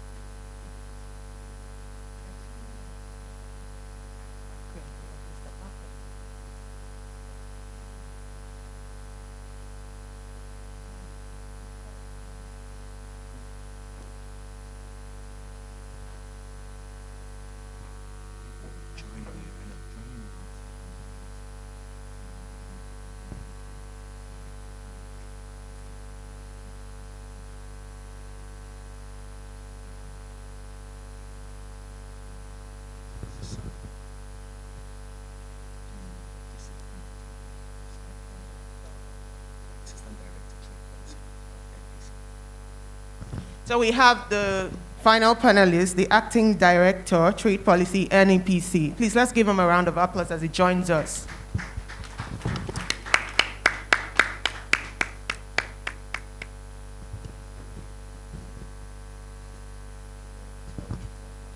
Thank you very much. Please, sir. Yes. So you've met my amazing team. They're a mix of distinguished gentlemen who will be discussing on trade policy and export promotion. And as you can see, I'm the only lady in the mix, so I believe I am blessed amongst men. Yes. Now, I'd like a brief introduction and what this particular session means to you, to our panelists. Firstly, I'd like Mr. Kolawole to make an introduction of himself. Thank you and a good afternoon. Her Excellency Hajia Aisha Babangida, founder of Women Enterprise Alliance, eminent personalities, fellow panelists, distinguished ladies and gentlemen. It's indeed a pleasure for me on behalf of my Commissioner for Trade, Customs and Free Movement, Tay Conti, to be at this third Women Enterprise Alliance conference. Indeed, I was in particular bringing greetings from the President and the Vice President of the Commission, who believed in this great initiative. And as a general introduction to me, I am the Acting Director of Trade. I'm a development economist and a chartered management accountant by training. I've had over 20 years of experience in public and private sector. I'm working for blue chip companies, and also, in fact, I also work for the government of Ghana. I know a lot has been said about that. And for the past 15 years, I've been working at the ECOWAS Commission, and I'm currently the Acting Director of Trade. As you well know, ECOWAS itself is the Economic Community of West African States, 15 member states, all the way from Cape Verde, island country, all the way to Nigeria, consists of landlocked island countries, coastal countries, and we're headed by the heads of states and government. And we have many institutions that make up what ECOWAS is. I come from one branch, which is the ECOWAS Commission, but there's the ECOWAS Court of Justice, the Parliament, and so on and so forth. So you also know that we have the 3 official languages, English, French, and Portuguese, and our aim is to foster regional integration and deepen cooperation amongst member states. So to say in a nutshell why we believe so much in this initiative and what this session means to us, there is a potential of approximately million West African space to be able to export to the world. Not only to the world, but right now the focus is on the African continental free trade area. A lot has been said on that. And as we all know, the majority of our businesses are micro, small, and medium enterprises, largely made up of women. So indeed, this is a very timely conference, and I very much look forward to providing you some more information that has also been said, but reiterate certain factors on challenges, but more importantly, to also focus on what the solutions and the opportunities are. Thank you. Thank you very much. Please, a round of applause for him. And over to you, Mr. Leonard. Please, can we get to meet you? Just 1 minute, a brief introduction, and what this session means to you. Okay, thank you very much. Like you said, my name is Leonard Ubaja. Let me start by thanking the organizers of this event. It's a very profound one. I've been encouraged by the things I've heard, especially from the women-led businesses themselves, to show that things are happening beyond the surface of what the troubles we see around. Well, originally I'm a lawyer, but for many years now I've left the courtroom. I've focused my work on advocacy, policy analysis for policy reforms. And for over 13 years I've been in the room when it comes to trade policy in the country, from the days where we negotiated the Economic Partnership Agreement with the EU in 2007 to 2009, up to this moment. And when I decided to set up the Center for Trade and Business Environment Advocacy, the idea is to bridge that gap between what we all come here and say as a problem and then finding critical solutions to these problems, harnessing the thoughts, analyzing them, designing the policies, designing the laws that need to be passed for us to achieve reforms. So we do this, we engage with the government officials, we engage with the members of the National Assembly just to drive policy and legislative changes that could improve Nigeria's trade relationship and improve the ease of doing business in Nigeria. So on that note, I'm happy to be here and to share a few thoughts and a few insights from some of the analysis we've done lately on how to move the business environment and trade forward in Nigeria. Thank you. Please, let's give him a round of applause. Thank you very much, Mr. Leonard. And last but not the least, sir, please can you introduce yourself? I know you've been in previous panel, so please. Thank you very much. My name is Aminu Bakin Kaswa, and I'm an assistant director from Trade Information Department. This is my 19th year with the council promoting non-oil export from Nigeria. And what this session means to me and to NEPC, as far as I'm concerned, is the most important. This is at a time when we are diversifying our economy from oil to non-oil economy. So we think that this will be very, very interesting as we go into the session fully. Thank you very much. Thank you, Mr. Aminu. And now we'll get into the meat of this session. We all know that trade is as old as mankind. And as far as man is concerned, in all its endeavors, there would always be challenges in the form of conflicts and disputes, which can ultimately impede on overall economic growth. So factors such as international trade barriers can be a source of these conflicts. Now, my first question goes to Mr. Kolawole. We've talked about some trade barriers, such as dual certification, where business people are required to get NAFDAC number in Nigeria, and then they try to export goods outside Nigeria, and they are required to also get a similar certification.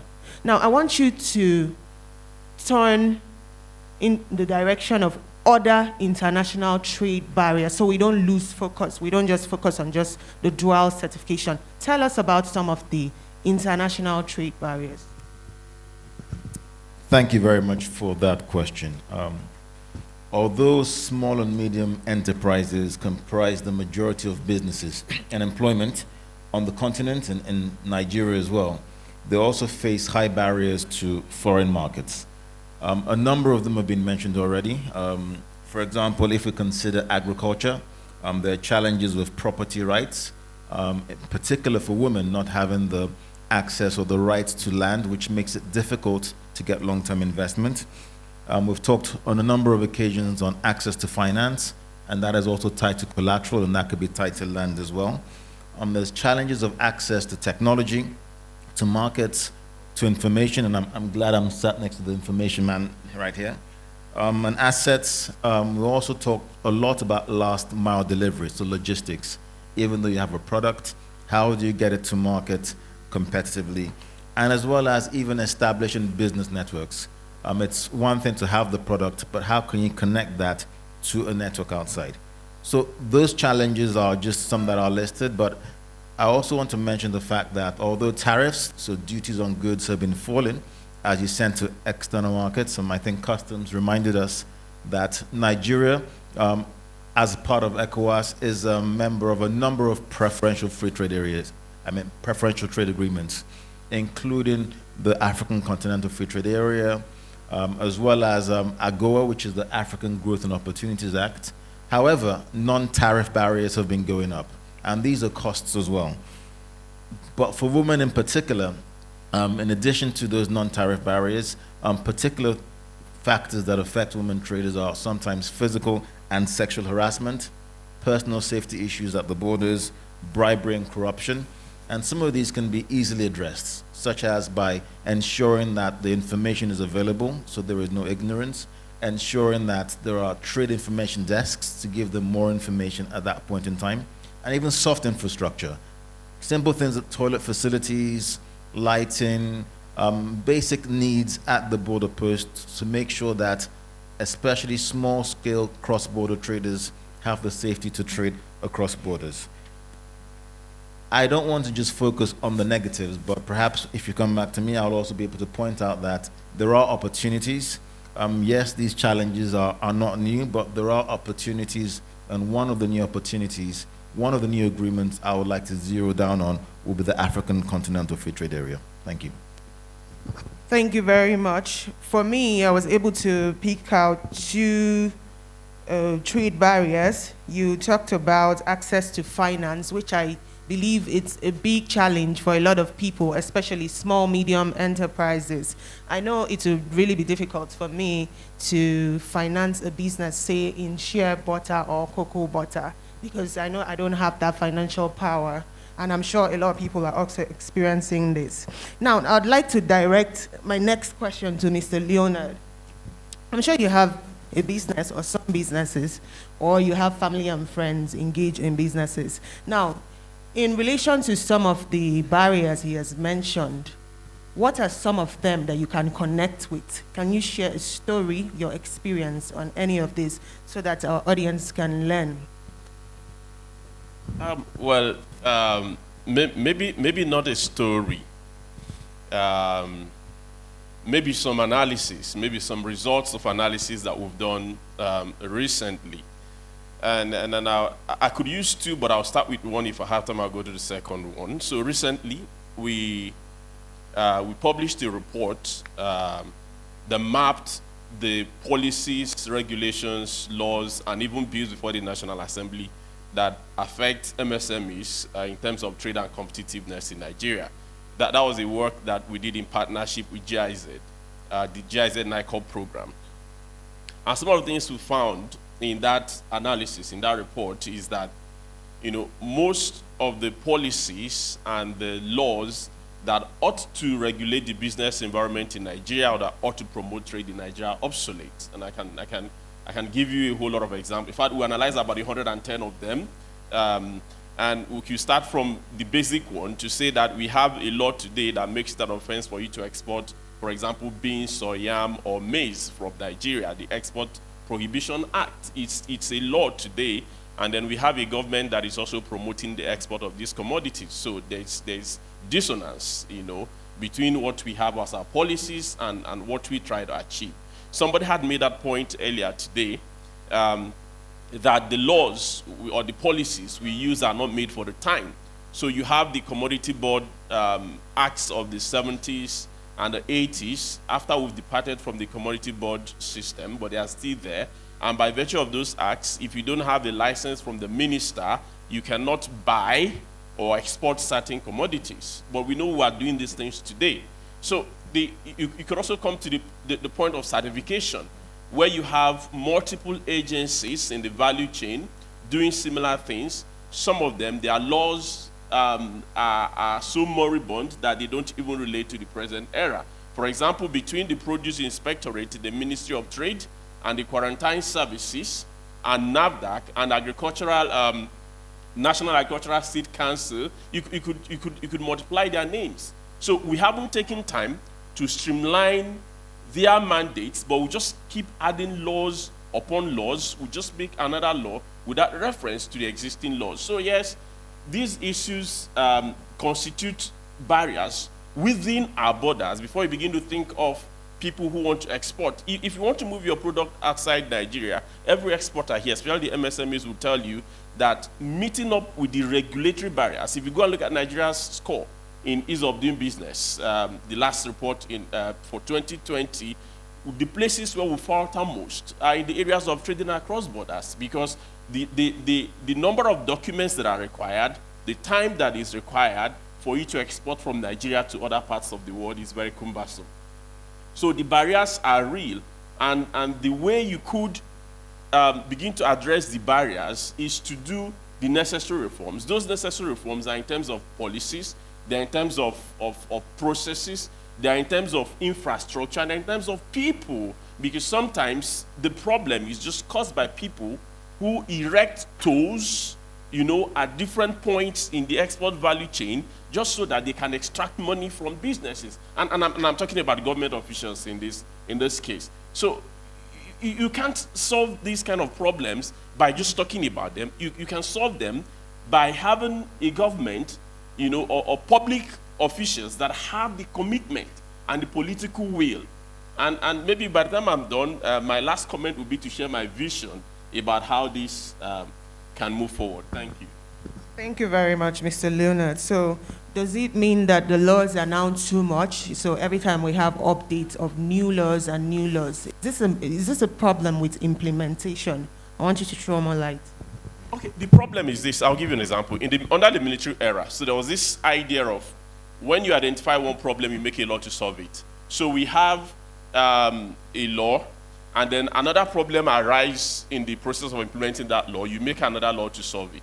Then when we came into the civilian era, we started making laws that did not take cognizance of the existing laws. So you make a law that hasn't outrightly repealed an existing law, or a policy that contradicts a law, and then you have the two of them operating side by side. So you have, I've just given the example of the government's effort to promote the export of yam. We wanted to compete with Ghana in the export of yam. But the same government have in our statute book a law that prohibits the export. So why don't we go back, and some of us have done some of these analyses. We've prepared papers and reports to show that these contradictions are there. So it's not a question of the laws being too many. It's just a question of the laws being overlapping, being contradictory, and not being attuned to the modern reality. Thank you so much for that enlightenment. And now, still on laws, I'd like us to turn our attention to trade policy or agreements, which there's one that's currently trending now on the AFTA, that's the African Continental Free Trade Area. Mr. Aminu, I can see you're smiling because this actually relates to you, and I want you to make one or two comments on this. This agreement was put in place to be mutually beneficial for member states.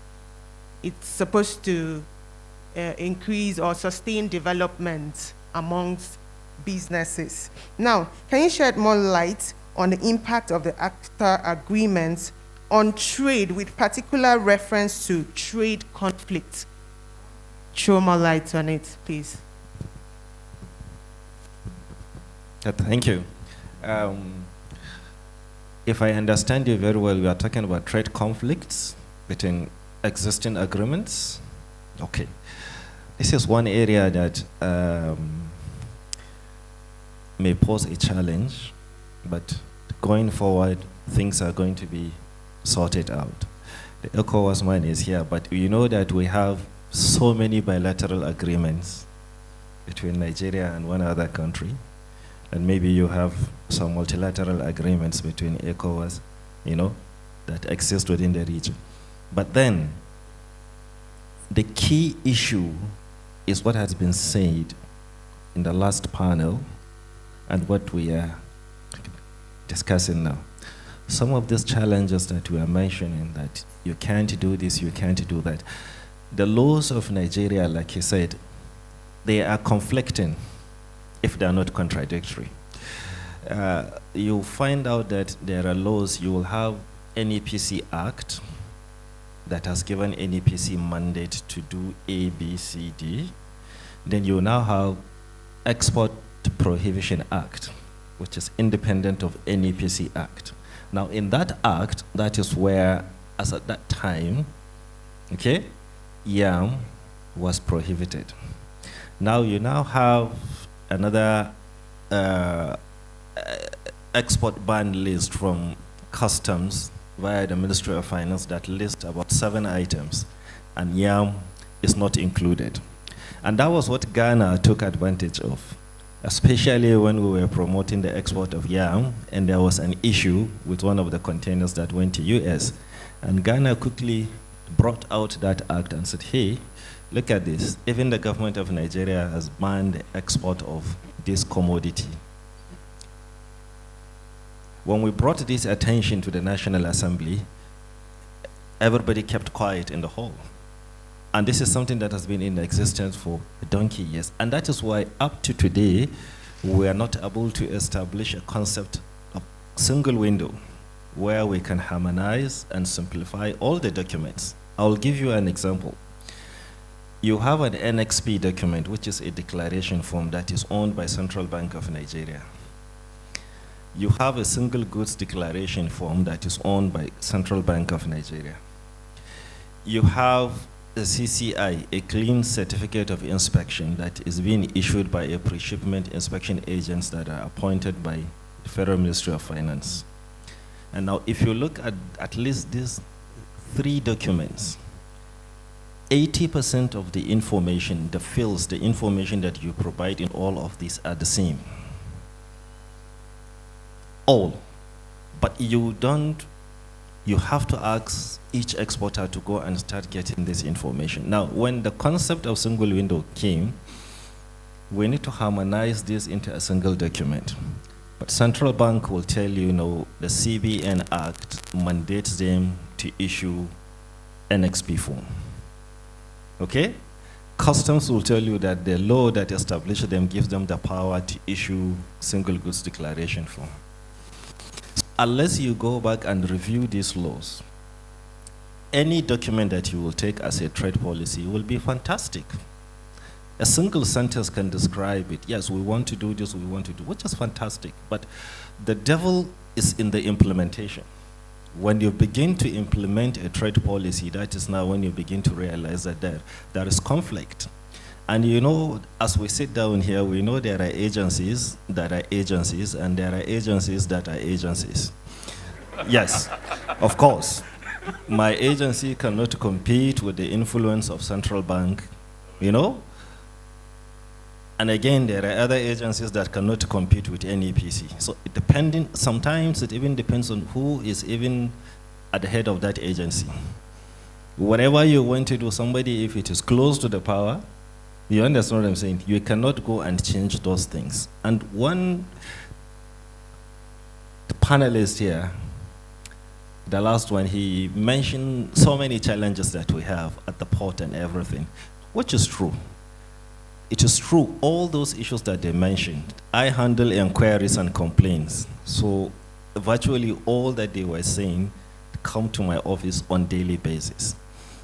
Now, some of the things that are happening at the port, if you look at them, if we do not sort out those issues, we cannot compete and thereafter. Even the goods, the transit goods that are coming, we cannot handle them. I'll give you the other side of what is happening at the port. Beside the fact that for whatever reason we have allowed other ports not to be operational, with them, and if we are going to list the reasons, some of them are political, some of them are just simply as we are, you find out that a nation of over 200 million people with the largest GDP cannot depend on 1 or 2 ports for our import and export. That is unthinkable. It's very, very unthinkable. But there are other challenges that we have at the ports that are not related to having 1 or 2. For example, we recently discovered that because of COVID-19, the disruptions that you have in the supply chain and everything around the world, containers are very scarce. Now the shipping lines, they prefer now to take empty containers out of Nigeria than to carry your goods at the exporters. Because if you take an empty container to China, it will cost around $15,000.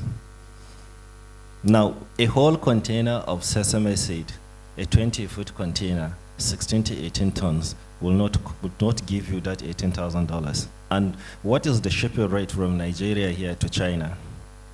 It's no more than $1,200, $800, depending on the shipping line that you are using.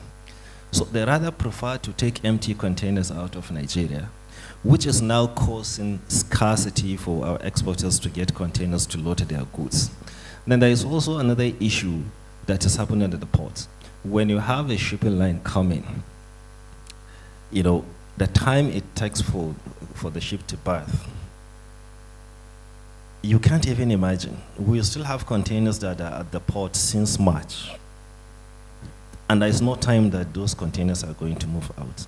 We have so many cancellations of orders. West, you know, goods are being, you know. Now, the issue I'm trying to point here is these challenges are there and they are always being mentioned. We'd spent almost about 2-3 hours mentioning these challenges. But in my own opinion, these challenges are being mentioned at the wrong time. I would have loved a situation whereby we will change our attitude when we're having this kind of conferences, where the policy makers, the decision makers would only come and declare the event open and go. I would rather want them to be when these issues are being addressed.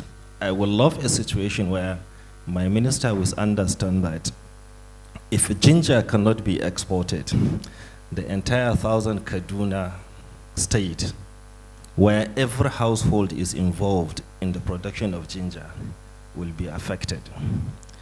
I would love them to understand the implication that of the 400,000 metric tons of sesame seed that is going out of Nigeria, about 60% comes from 4 or 5 states.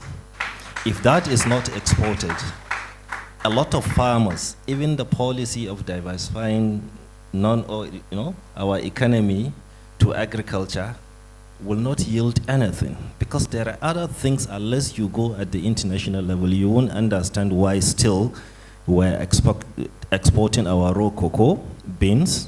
Why not the liquor? Why not the powder? Why not even the chocolate to one of our biggest markets? If some of the barriers that he's talking about, non-tariff barriers, ITC classified them, like I said, non-tariff barriers as things that are unnecessary. For example, our cocoa beans that goes to US, you can't take anything other than the cocoa beans to US. Why? Because of the commercial requirement. Your customer will tell you that I need the beans because I'm going to produce a chocolate which is going to be a blend of 3 or 4 cocoa beans. I will get one from Indonesia, I will get one from Ghana, I will get one from Nigeria, I will get another one from Peru, and blend and produce a chocolate. So either you sell him the beans or you go elsewhere. Now, these are some of the issues that are beyond a normal exporter. What do? There are standards, there are regulations, but European Union will say that you are allowed to export or to import apple into EU. But the commercial buyer who will buy from you will say that I will only prefer the red one. No, I have the green one. No, I will not take it. So there are so many issues that, and until now, countries like Nigeria, maybe the ECOWAS one will say on this, we don't have, a coordinated office that represents Nigeria in trade agreements. It's only now that we have a trade negotiation office. In the past, we were living in silos. I can pack my bag, go to China, sign a memorandum of understanding, sign an agreement. Tomorrow, another agency will take their bag, they will go to America, they will go to Europe. There is no coordination. We don't know really what we are signing, what we are agreeing into. Virtually, it makes promotion of your products very difficult, if not impossible. When the European Union sat down and came out with the EPA, nobody was aware. And that was why we rejected, I think it was Jonathan, the President Jonathan, that refused to sign that agreement, because if you look at the content, there's nothing in it for Africa. Thank you.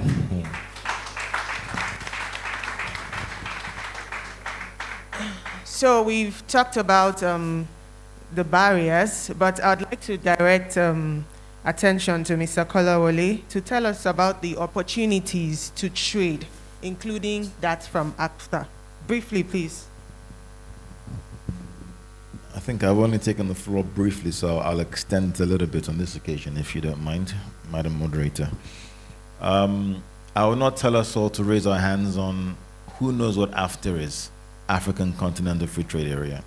A lot of acronyms have been used, and I think perhaps we'll just break it down a little bit for those who may not be so familiar with it. Although I do see a good few friends here who have been part of our capacity building program from ECOWAS, we've gone around trying to build the capacity of stakeholders, in particular SMEs, and it's good to see one or two of them here. So the African Continental Free Trade Area, let's just look at some of the key statistics. We know that we're on a continent that has 1.3 billion people. That's a large market. It's made up right now of 54 countries that have signed it, and the majority have now ratified, including Nigeria, and a GDP of approximately $2.5 trillion. So now we're talking about a very large market, and it's all about economies of scale. In the same way West African countries came together to form ECOWAS, we're now walking the same path towards a free trade area at the continental level. But what is in this agreement? It's a very holistic agreement. It doesn't only look at goods. We all talk about goods, containers, but more and more of our economies are now service-driven, creative industries. So it also looks at services. Beyond services, it talks about investment, competition policy. It also looks at intellectual property rights, as well as e-commerce and women in trade. So it's a very holistic approach to try and integrate Africa. Long gone should be the days whereby we source products from third countries outside the continent when our partner or neighboring countries have the same materials. So it's part of the vision of the founding fathers of the African Union to bring us together under a free trade area and then eventually customs union, etc. So where are the opportunities? There are opportunities in regional value chains, especially in female-dominated sectors. And also, it also will help foster social economic development, create jobs, and also support food security. So the African Continental Free Trade Area itself is meant to be one of the flagship initiatives, as I think by an earlier panelist, of the African Union Agenda 2063. This is our chance to industrialize differently. We've talked in different panel sessions about how we are still just exporting raw materials, not adding value. So this is our chance to industrialize and to do it in a system of value chains. One country should not try and start and complete a product, but take a place, it has a competitive advantage in the value chain and move to the next country and so on and so forth. So we should try and look at developing regional and continental value chains. But we also need complementary measures to address the barriers I've talked about earlier on. You may have this agreement, but you may not be able to draw the opportunities if you do not have complementary measures. It includes infrastructure, that has been talked about. It includes addressing some of these challenges of land ownership. So some of these issues also have to be addressed. The government is doing many things. The Honorable Minister mentioned the trade programs under his ministry, and other ministries are also doing a lot of reforms. But part of it also is all of us being able to find out where this information is. There is a lot of information in them. When the representative from NAFTAC also tried to debunk some claims, a lot of it is misunderstanding because there's a lack of information. So we owe it on ourselves to try and find out more about the truth before we also make certain statements. And that's why we'll commend the initiators and the organizers of this event for bringing together this very broad range of private sector, government, civil society to talk about issues in a frank and open debate. And finally, perhaps I should talk about the role of business associations. Business associations are very important. And that is why I like the title, the SME Scalability in Intra-Regional Trade. One of the challenges that we have in trading is that we are still very micro. One-person business, small businesses want to trade by themselves. But markets want bigger volumes, consistent volumes, and you need to work together because you may have different skill sets that can make you better. But we don't see that form of working together. And I'm sure the challenge, there are trust issues and things that we need to address, but we need to scale up. If you can't scale up, you don't get the economies of scale, you don't bring your costs down, you would not be able to access markets.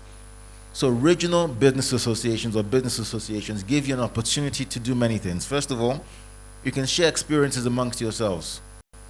Key ones would be lessons learned. Yes, share the success stories, but actually where you went wrong and how you can address those.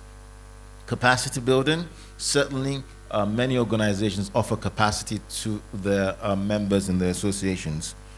They also allow you to access professional networks and also business linkages. So they may link up a buyer and a seller together. That's the end of the day what business want to do. You want to sell something, but you need somebody who's going to buy it from you. So these associations should have a network established to deal with that. And like I've said, they could also try and aggregate your volumes, bring together all those selling similar products, and even use you as case studies to access supply and logistic chains whereby you work together, you fill up a container, and you sell to foreign markets, as opposed to trying to do it just by yourself. So just to close on that, I think scalability is very important, and that is once again a very apt title for this, this conference. Let's try and see how we can work together. Let's try and look at the challenges. There are many, but let's try and address them in a holistic manner all together. And like the man from NEPC has mentioned, let's try and get this outcome of the conference to the highest level where those that are making decisions will actually take those decisions. It's one thing for all of us to talk in this room, but if it's not sent to the right and appropriate places, and if we don't follow up, then once again, we've just come together just to talk. So let's move from talking to implementation to monitoring, and I'm sure there'll be an impact at the end of the day. Thank you. Thank you very much, Mr. Kolaole. We need to move to implementation, not just talking. That's what I got from your discussion. Thank you. And now I'd like to address this final question to Mr. Leonard. We've been talking about trade, we've talked about trade barriers, and of course, we know that conflicts usually arise from this, disputes and all of that. Now, my question is, what can the ordinary business person do? What measures, what steps can they take in order to make sure that they avoid conflict as much as they can? Yes, conflict will definitely happen, but as human beings, as astute businessmen, there are steps and measures that can be taken in order to avoid, to weigh this risk. Thank you. Maybe I should wear my lawyer's garb now and And you know what we call consultation fee. Okay, so, and I think someone mentioned in the earlier panel here that, when you do your business, the need for you to have proper documentation. That's, you can't overemphasize that bit, So whether you're exporting or whether you're entering into a local manufacturing contract where someone manufactures for you, it's always important that you have your documentation correct. Unfortunately, it doesn't come easy, it doesn't come naturally for the average MSME to do proper documentation. And that's where the work of people like NEPC become important, because then they do hand-holding for MSMEs. You also have other business development service providers, either from the private sector or from the government. People, SMEDAN also does that. So we need to scale up this kind of support to MSMEs so that they need to understand the rules that govern the trade. They need to understand how to do proper documentation. Now, where there are conflicts or where there are disputes, especially of cross-border nature, it becomes a bit more complicated for an MSME, and that's where you begin to use things like arbitration clause in your agreement, so that you don't have to start going to a court in Ghana or expect someone in Cameroon to come to a court in Nigeria. But there's even another layer of dispute, and that's when it arises between two countries that are party to an agreement, for example, the AFCFTA. And that's why also every trade agreement, like most other international agreements, will make provision for dispute settlement. So there's a dispute settlement mechanism under the AFCFTA. Unfortunately, a trader or a business person whose interest is affected by the conduct of another country would not be able to sue that country in that dispute settlement mechanism. But what you would do rather is to approach your home government, to say that a particular practice by the, say, South African government is contrary to their obligations under the AFCFTA, and that practice has impaired the benefit that we ought to get as Nigerian businesses from the AFCFTA. So it will then be left for the Nigerian government to take up that dispute with the South African government, starting from the entire procedure, from consultation, good of faith, up to where they institute a formal legal challenge against the South African government within the dispute settlement mechanism established under the AFCFTA. So there's procedure. Even when you're challenging, for example, the rules of origin certificate that is issued by another country. So, for example, Togo, a Chinese could come into Togo, just import some things into Togo and then re-export into Nigeria with a certificate of origin issued by the Togolese government. And then the Nigerian government finds out, or a trader in Nigeria finds out, there's also a mechanism that you can take. You could write and require the Togolese government to verify the claims upon which they have issued that certificate of origin. So, yeah, dispute settlement is provided, whether it is person to person, you could use arbitration, country to country, you have the dispute settlement mechanism. But more importantly, the people who use these systems, especially the MSMEs, who need to be aware of the existence of these mechanisms. And permit me to say something about the report. I was privileged to lead a report that provided justification for Nigeria's ratification of the AFCFTA. And one of the things we highlighted in that report is that there are provisions within the AFCFTA itself and within Nigerian laws that could protect domestic businesses from the likely negative implications, because of course it's an open market, so it's export and import. So you expect import competition also. So there are laws, we highlighted all of these things, But if the businesses, or even if the government officials themselves are not aware of these laws, both in our national laws and within the AFCFTA, that we could use to defend our interest, then that's a problem. So at the end of the day, it's about how we use the agreement as a country. It's about how we orientate our people as a country. It's about what government does to provide the right environment for trade more than any other thing. Thank you. Thank you so much, Mr. Leonard, for that enlightenment. For me, what struck me was when you said that we need to be aware of this dispute settlement. So to our business people in the house, are you aware that arbitration is a form of dispute settlement? Are you in contract with your suppliers or your distributors? This is a very important aspect when it comes to trading. It doesn't matter if your business is small, it doesn't matter if your business is big.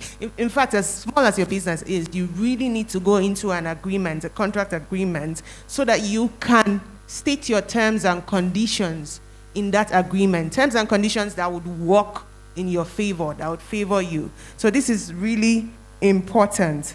So, documentation, super important. Getting into written contracts, super important. Now, my last question to you is still on contracts. Do you think that oral contract is enough? Because to be honest, in Nigeria, that is the way to go these days. You don't have people executing contracts. You don't have people setting terms and conditions of what they want. One of such terms being an arbitration clause. Do you think that oral contract is enough? Well, legally, oral contracts are valid contracts, especially except in limited instances, for example, when you're talking about deeds and transfer of property. So you can actually, even in international trade, under the Convention on International Sale of Goods, CISG, you could use oral contracts. But the problem then is, how do you prove specific terms, in an oral contract? So even if you don't have an elaborate legal agreement, but correspondence, between business partners, whether it's text message, WhatsApp message, email exchanges and all that, are very important. So long as they provide explanation or elaboration of the intention of the parties, that's important. But if you just leave it, well, oh boy, send me some cartons of milk, and then nothing more, it's problematic. But yes, legally, oral contracts are valid. But then how do you prove these specific terms? That's the problem. So I would say that written contracts are better and opposed. Exactly. Thank you very much. And so for want of time, we would like to wrap up our session. So, but before we do that, final remarks from Mr. Aminu. Just briefly, let us have. Thank you very much. I just want to add on what the last speaker said on the issue of documentation. This is what we keep on telling exporters. Documentation is more important than the goods that you are selling. If your documents are not complete, they are not correct, they are not consistent, there is no way you'll get it right. And part of the documents that you should be wary of is the contract you're talking about. In export business, you have about 27 clauses that are covered under the contract. And one of them is the applicable law. In the event of any dispute, which law will be applied for dispute resolution. That is very, very important. Simple issues can cost you money. For example, if you are sending something to Latin America, you know how they write their dates. If you write 12/1/2001, to you it could mean 12 January 2021. But in Latin America is 1st December 2021. So if your date of delivery you mean is in January, it could turn out to be in December. So be careful, consistency and understanding the language. And there is something that helps and guides you, the International Commercial Terms, Incoterms, that is being governed by the International Chamber of Commerce. They are being reviewed in every 10 years. It stipulates the buyer-seller responsibility, who does what at what level. There are about 11 of them, but time will not permit me to. But the most common one, I'm sure you heard of FOB, CIF, and stuff like that, but we have 11 of them. So be careful. Documentation is very, very important. Thank you very much. And Mr. Kalawale, your final remarks, please. Thank you. We've cited a lot of challenges, barriers, but I would like us to leave with positive notes. The opportunities are there. In particular for the AFCFTA, there are great opportunities for a very large single African market. And there are also tools to protect and support SMEs, in particular women. One of those tools are the online mechanism for monitoring, reporting, and elimination of non-tariff barriers.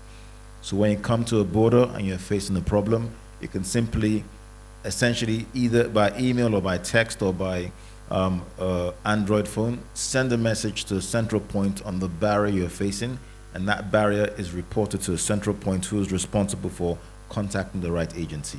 So that's a very important tool, the non-tariff barrier elimination tool. There's also the Pan-African Payment and Settlement System. We are very much aware that normally trading amongst ourselves is different in our currencies, so you normally have to change it into a third-party currency and then change it again into the local currency. So the Pan-African Payment and Settlement System is trying to promote being able to transact in our own local currencies directly. So that's once again a very important tool of the AFCFTA. And on the issue of promotion, the ECOWAS Commission will be launching an ECOWAS Trade Promotion Organization Network. In fact, it is chaired by NEPC, Segun Awolowo, and it brings together all ECOWAS trade promotion organizations. So we want to try and see how we can work more together and try and promote an identity for West Africa, made in West Africa, to the AFCFTA to the world. So launching will be taking place on the 15th. So I think that's a good place to clap, yes. Let's try and see how, as a key member of the community of West African states, Nigeria can take a responsibility and by chairing this TPO network to promote West African goods. And then finally, it's just to once again to reiterate the support and the commitment of ECOWAS to regional integration, but also to promoting trade, and to thank the organizers, in particular Her Excellency, for inviting us to participate. It's something that we would want to continue to do, and not just every 2 years. Let's see what we can do in between events, like I said, to follow up on some very key issues that have been raised. How are we going to address it? How are we going to follow up on it? So the time we come back to this kind of a forum, we'll be talking about the progress made and not repeating the same issues that have been raised before. Thank you very much. Thank you very much. I really wish we could go on and on because I found the session really interesting, but unfortunately we have to bring it to an end now. So on this note, I'd like to appreciate my panelists. You were really of immense benefit. You contributed richly and greatly to this session. And I also love to extend my appreciation to the organizers of this event, especially to Her Excellency Hadia Aisha Babangida. Thank you for the privilege to moderate this session, which I enjoyed thoroughly. And with that, we'll bring our session to a close.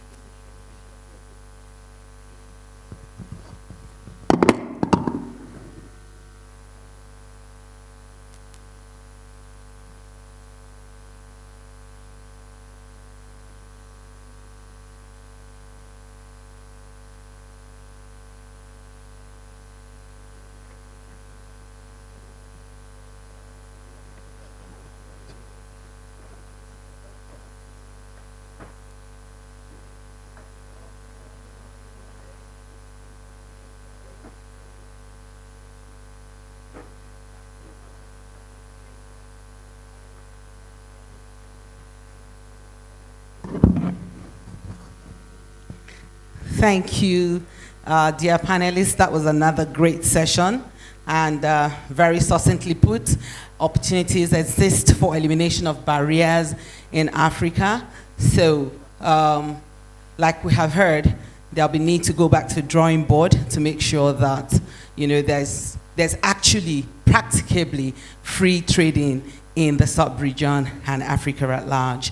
I'd like to also join all the voices to commend Your Excellency for this great initiative. I heard the minister say it, I had the various representatives of agencies of government say this, and that is the involvement of the private sector into an area that is not that is also what the government should be doing, but also supporting to ensure that, you know, the private sector, especially the small, medium enterprises, thrive, that all the efforts are profitable. Thank you again, Your Excellency. That is visionary leadership. Al Gore says, if you want to go fast, go alone. But if you want to go far, go together. And that's what we're doing here today. That what you probably as an entrepreneur have not been able to do by yourself and for yourself, through the support I call WenA the bridge builders, through the support they're giving today by making us to interface with agencies of government, I mean, it's becoming clearer. I heard a woman say very succinctly that, I mean, she is very excited to be in this meeting today. I'd like at this point in time to welcome Mr. Soji Adeni for the communique. Like I said earlier on, he is a management and evaluation expert, and I'm sure he's going to do a great job at that. Thank you, sir. Thank you very much.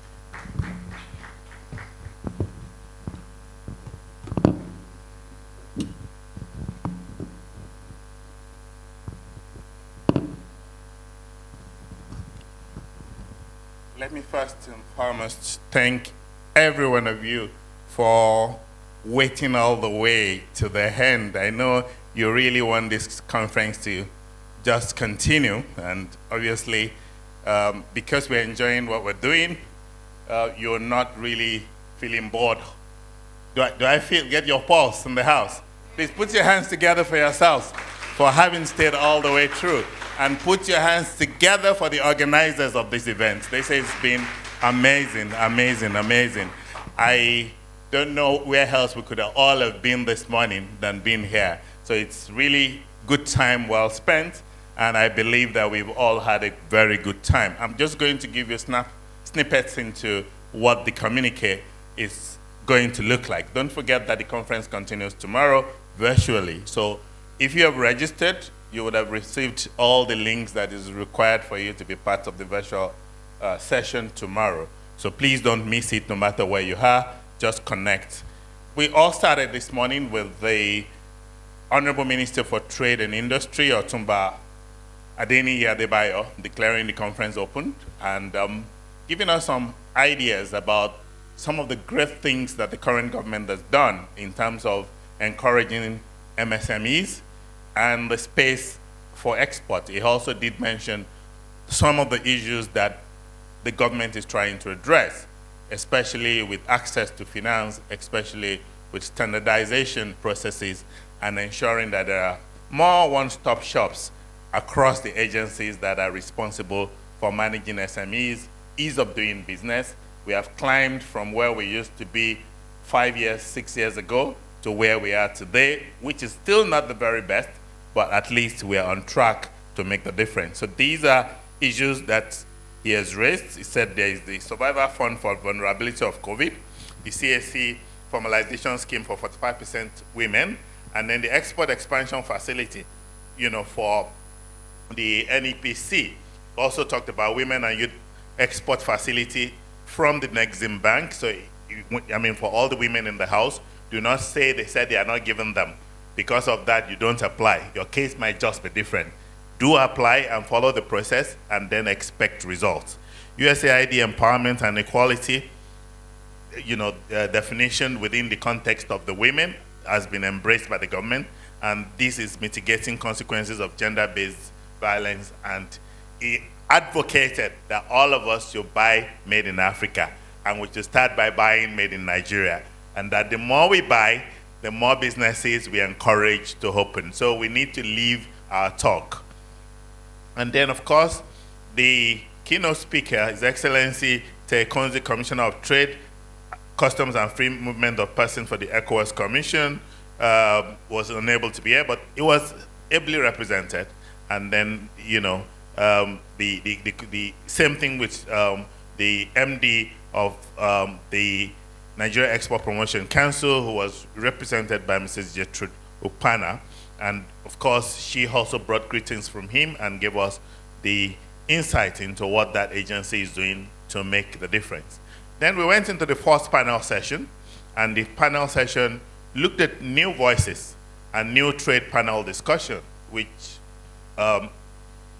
allowed some entrepreneurs to share their experience and the challenges that they are facing as entrepreneurs. But what stood out there in the communique was that there are opportunities all through the value chain, and that it is better to add value to the raw materials and the produce before exporting them. Women are leading in the agricultural sector. They are the ones that are in the farms. They're the ones that are collecting the produce, and so they should and must be encouraged. The entire landscape of Africa is a potential market with over 1.3 billion people waiting to receive your products. The entire landscape, of course, is made potentially of about 50% of women, and that means that if you are a woman and you're in this room, you're representing almost half of the entire African population. So put your hands together for yourselves. That there is an advantage, even within the Nigerian environment. We have more arable land in some parts of the country that are yet to be tapped, and that the value chain is a continuum. So you do not need to wait until you get to the top of it. You can start from anywhere, and you are likely to get results. And of course, they talked about areas of improvement, which is certification, limited information availability, post-harvest waste.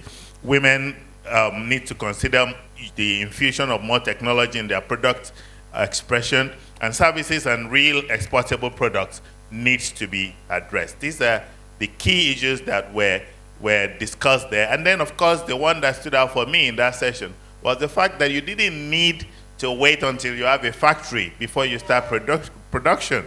Go look for a factory that is already producing, contract them to contract manufacture for you, and then begin to learn the ropes. By the time the money comes, you can now build your own factory.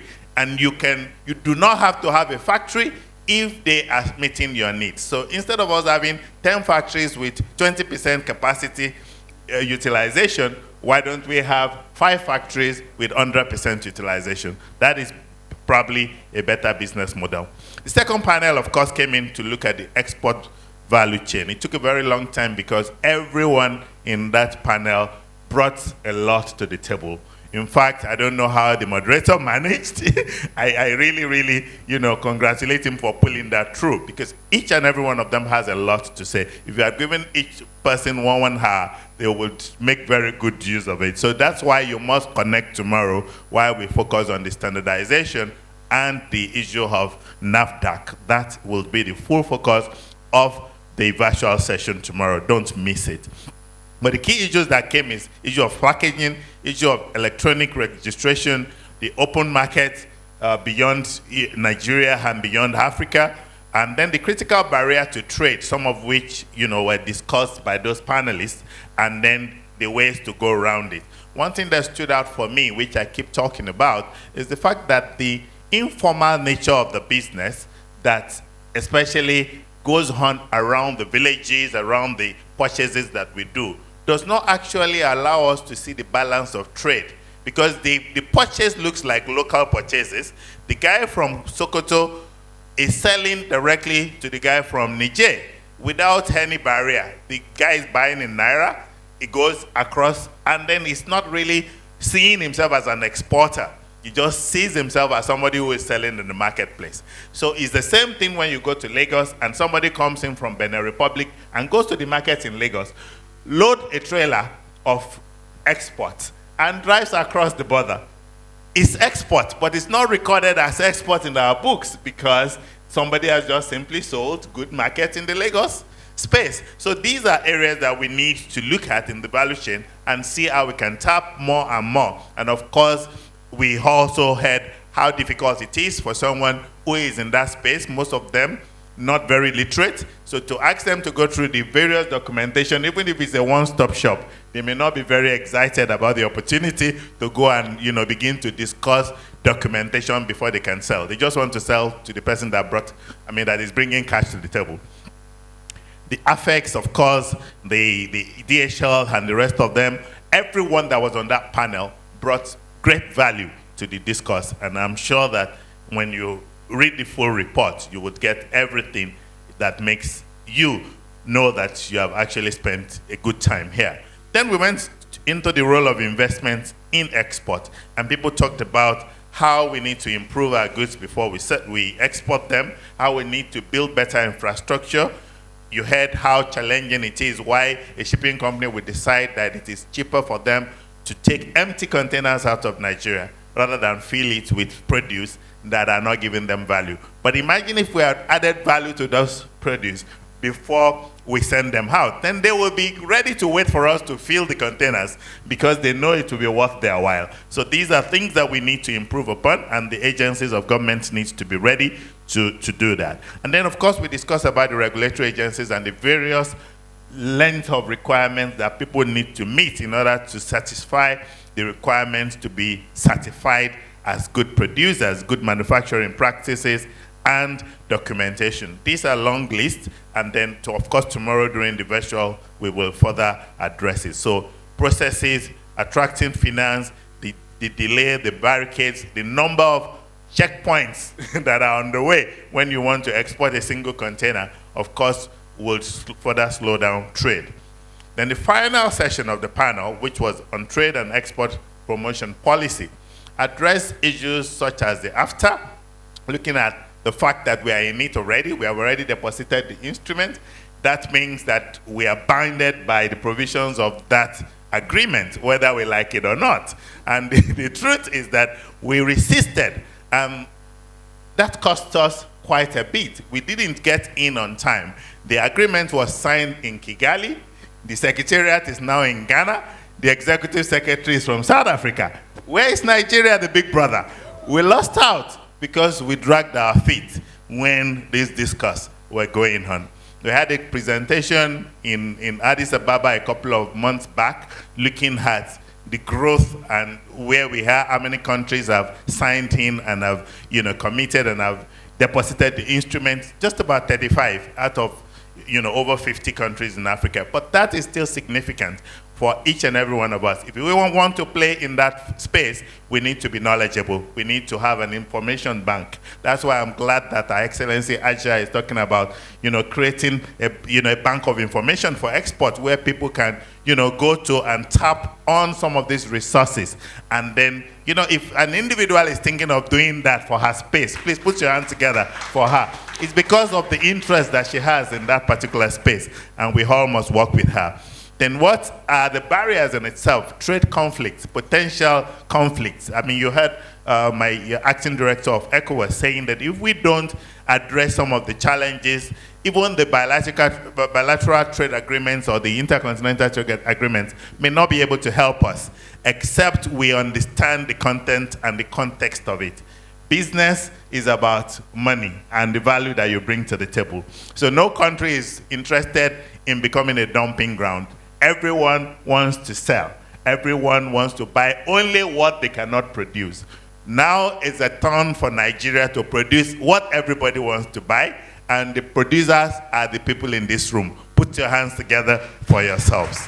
Finally, the avoidance of conflicts is dependent on the nature of the contract that you sign. Even if you want the contract manufacturing, you need to spell out that your manufacturer understands your specifications and that if anything goes wrong in the value chain, who is going to be liable? If you have brought the right raw material and during production it was messed up, what is your protection? Those are the questions that you need to ask yourself and ensure that you have the right protection in signing those kind of contracts so that it doesn't look like garbage in, garbage out. If you don't have those protections, You can have contract manufacturing that will definitely go wrong. But when you do contract manufacturing right, you save yourself a lot of headache, because only the factory owner needs to worry about the staff, only the factory owner needs to worry about power, only the factory owner needs to worry about servicing and maintenance of his or her own equipment. All you need to do is bring your raw materials in, take your finished product out, get into your market space, export if you have to do it, sell in the country if you have to do it, and you are good to go. So put your hands together for yourself again, and please put your hands together for my rapporteur at the back who has put all of this together. Madam Rapporteur, thank you so much, and everyone, thank you for everything that you have done. Thank you. Thank you.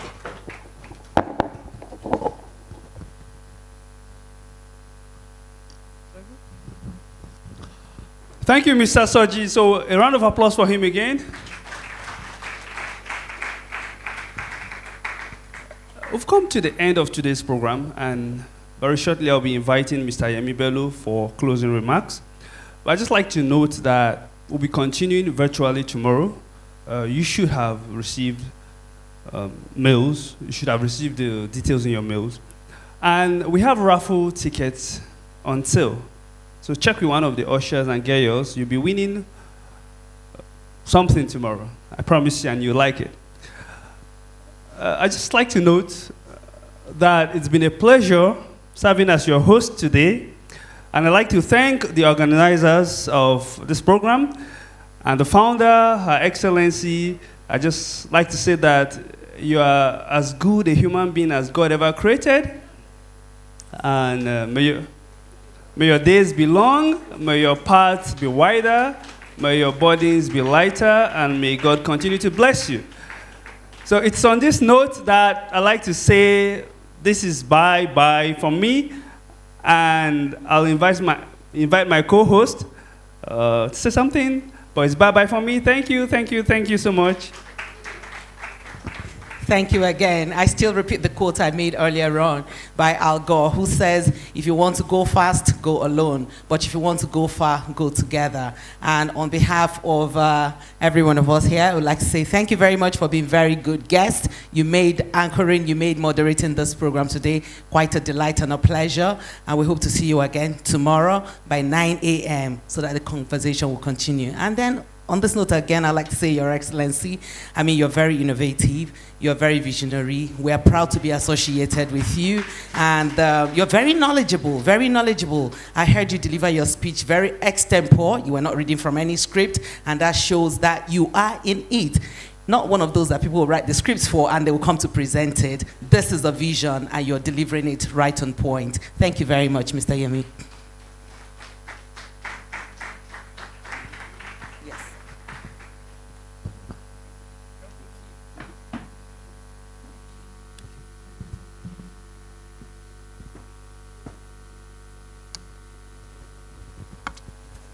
Good evening, ladies and gentlemen. I want to say a big thank you to all of you for being with us throughout today. On behalf of Her Excellency Aisha Babangida, I want to start by just saying, can we all just rise up and just really give a clap for organizing this event today. A big round of applause to Her Excellency Aisha Babangida, my boss. I also want to use, please be seated. Please be seated. Today I really want, on behalf of the WenA team, everyone who's been working behind the scenes, who've also come here today, I want to really appreciate all our guests who've come in today. I mean, they've made this event so successful. From His Excellency, the Honorable Minister of Industry, Trade and Investment, who came here in the morning, down to representatives from ECOWAS, to all our stakeholders from the various organizations, NEPC, we had the representation from DHL, from AFEX, we had the business community, and to all our wonderful entrepreneurs. I mean, all the questions you've asked today have made this event so successful. I also want to actually pay an honor to, and I'm privileged to all our rapporteurs, to our MCs, and all those who are working behind the scenes. Today has been such a great success. Today is just the first day.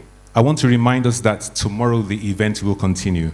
We'll be online where we will continue the discussions we started today. It's important that we not only just talk about the issues, But one key point that was raised was implementation. It's quite rewarding to know that as part of what was spoken about during the rapporteurs, we actually will be presenting to you all the findings from what we've been able to go through today. Important to us is that we not only talk about the issues, but we go out to implement. I know with all of our stakeholders by our side, we're actually in the business of doing. I mean, if anyone knows anything about WenA, and if anyone knows anything about my boss, Her Excellency, we're in the business of doing. We're not here to just talk about issues, but we want to implement it. I also would like to just bring to you your attention that as an organization, WenA is involved, and we're here to support all of you, to support entrepreneurs, and to work alongside our stakeholders. We touched on the issues of capacity building. That is very key. We've been working with guests from ECOWAS, and we're here to work alongside you in the area of capacity building. How can we build our capacities so that we can take all the things that we're learning going forward? Another point that was raised was in the issue of business development support. It is important. How can we come alongside you? We understand your needs. WenA as an organization, we are business development support providers. So we're here to actually come alongside you, ask all the questions, and how we can take this forward. Finally, I would just want to encourage all of you who've come out here today to support all the wonderful entrepreneurs who are on the other side of the fence. They've come with their various products. I mean, and we need to actually encourage our entrepreneurs. How can we take this forward? I mean, it's important that we talk about issues, we talk about products, but I think how we can take that very first step really is to go next door and actually encourage them by buying their products. That way we're saying we're actually supporting their vision, and one day some of the businesses that you see next door will be exporting their products, not only within Africa, but across the board. So on this note, I really want to say a big thank you again to all of you that have attended this event. We will continue the event tomorrow online, and if you check your emails, you will see the connections, how we can actually continue this conversation. Once again, have a wonderful evening, and God bless you. Thank you. Just also to remind you that next door we also have lunch served. I know you've also been very patient, so please head to our office, our room next door, and you have our lunch. Thank you.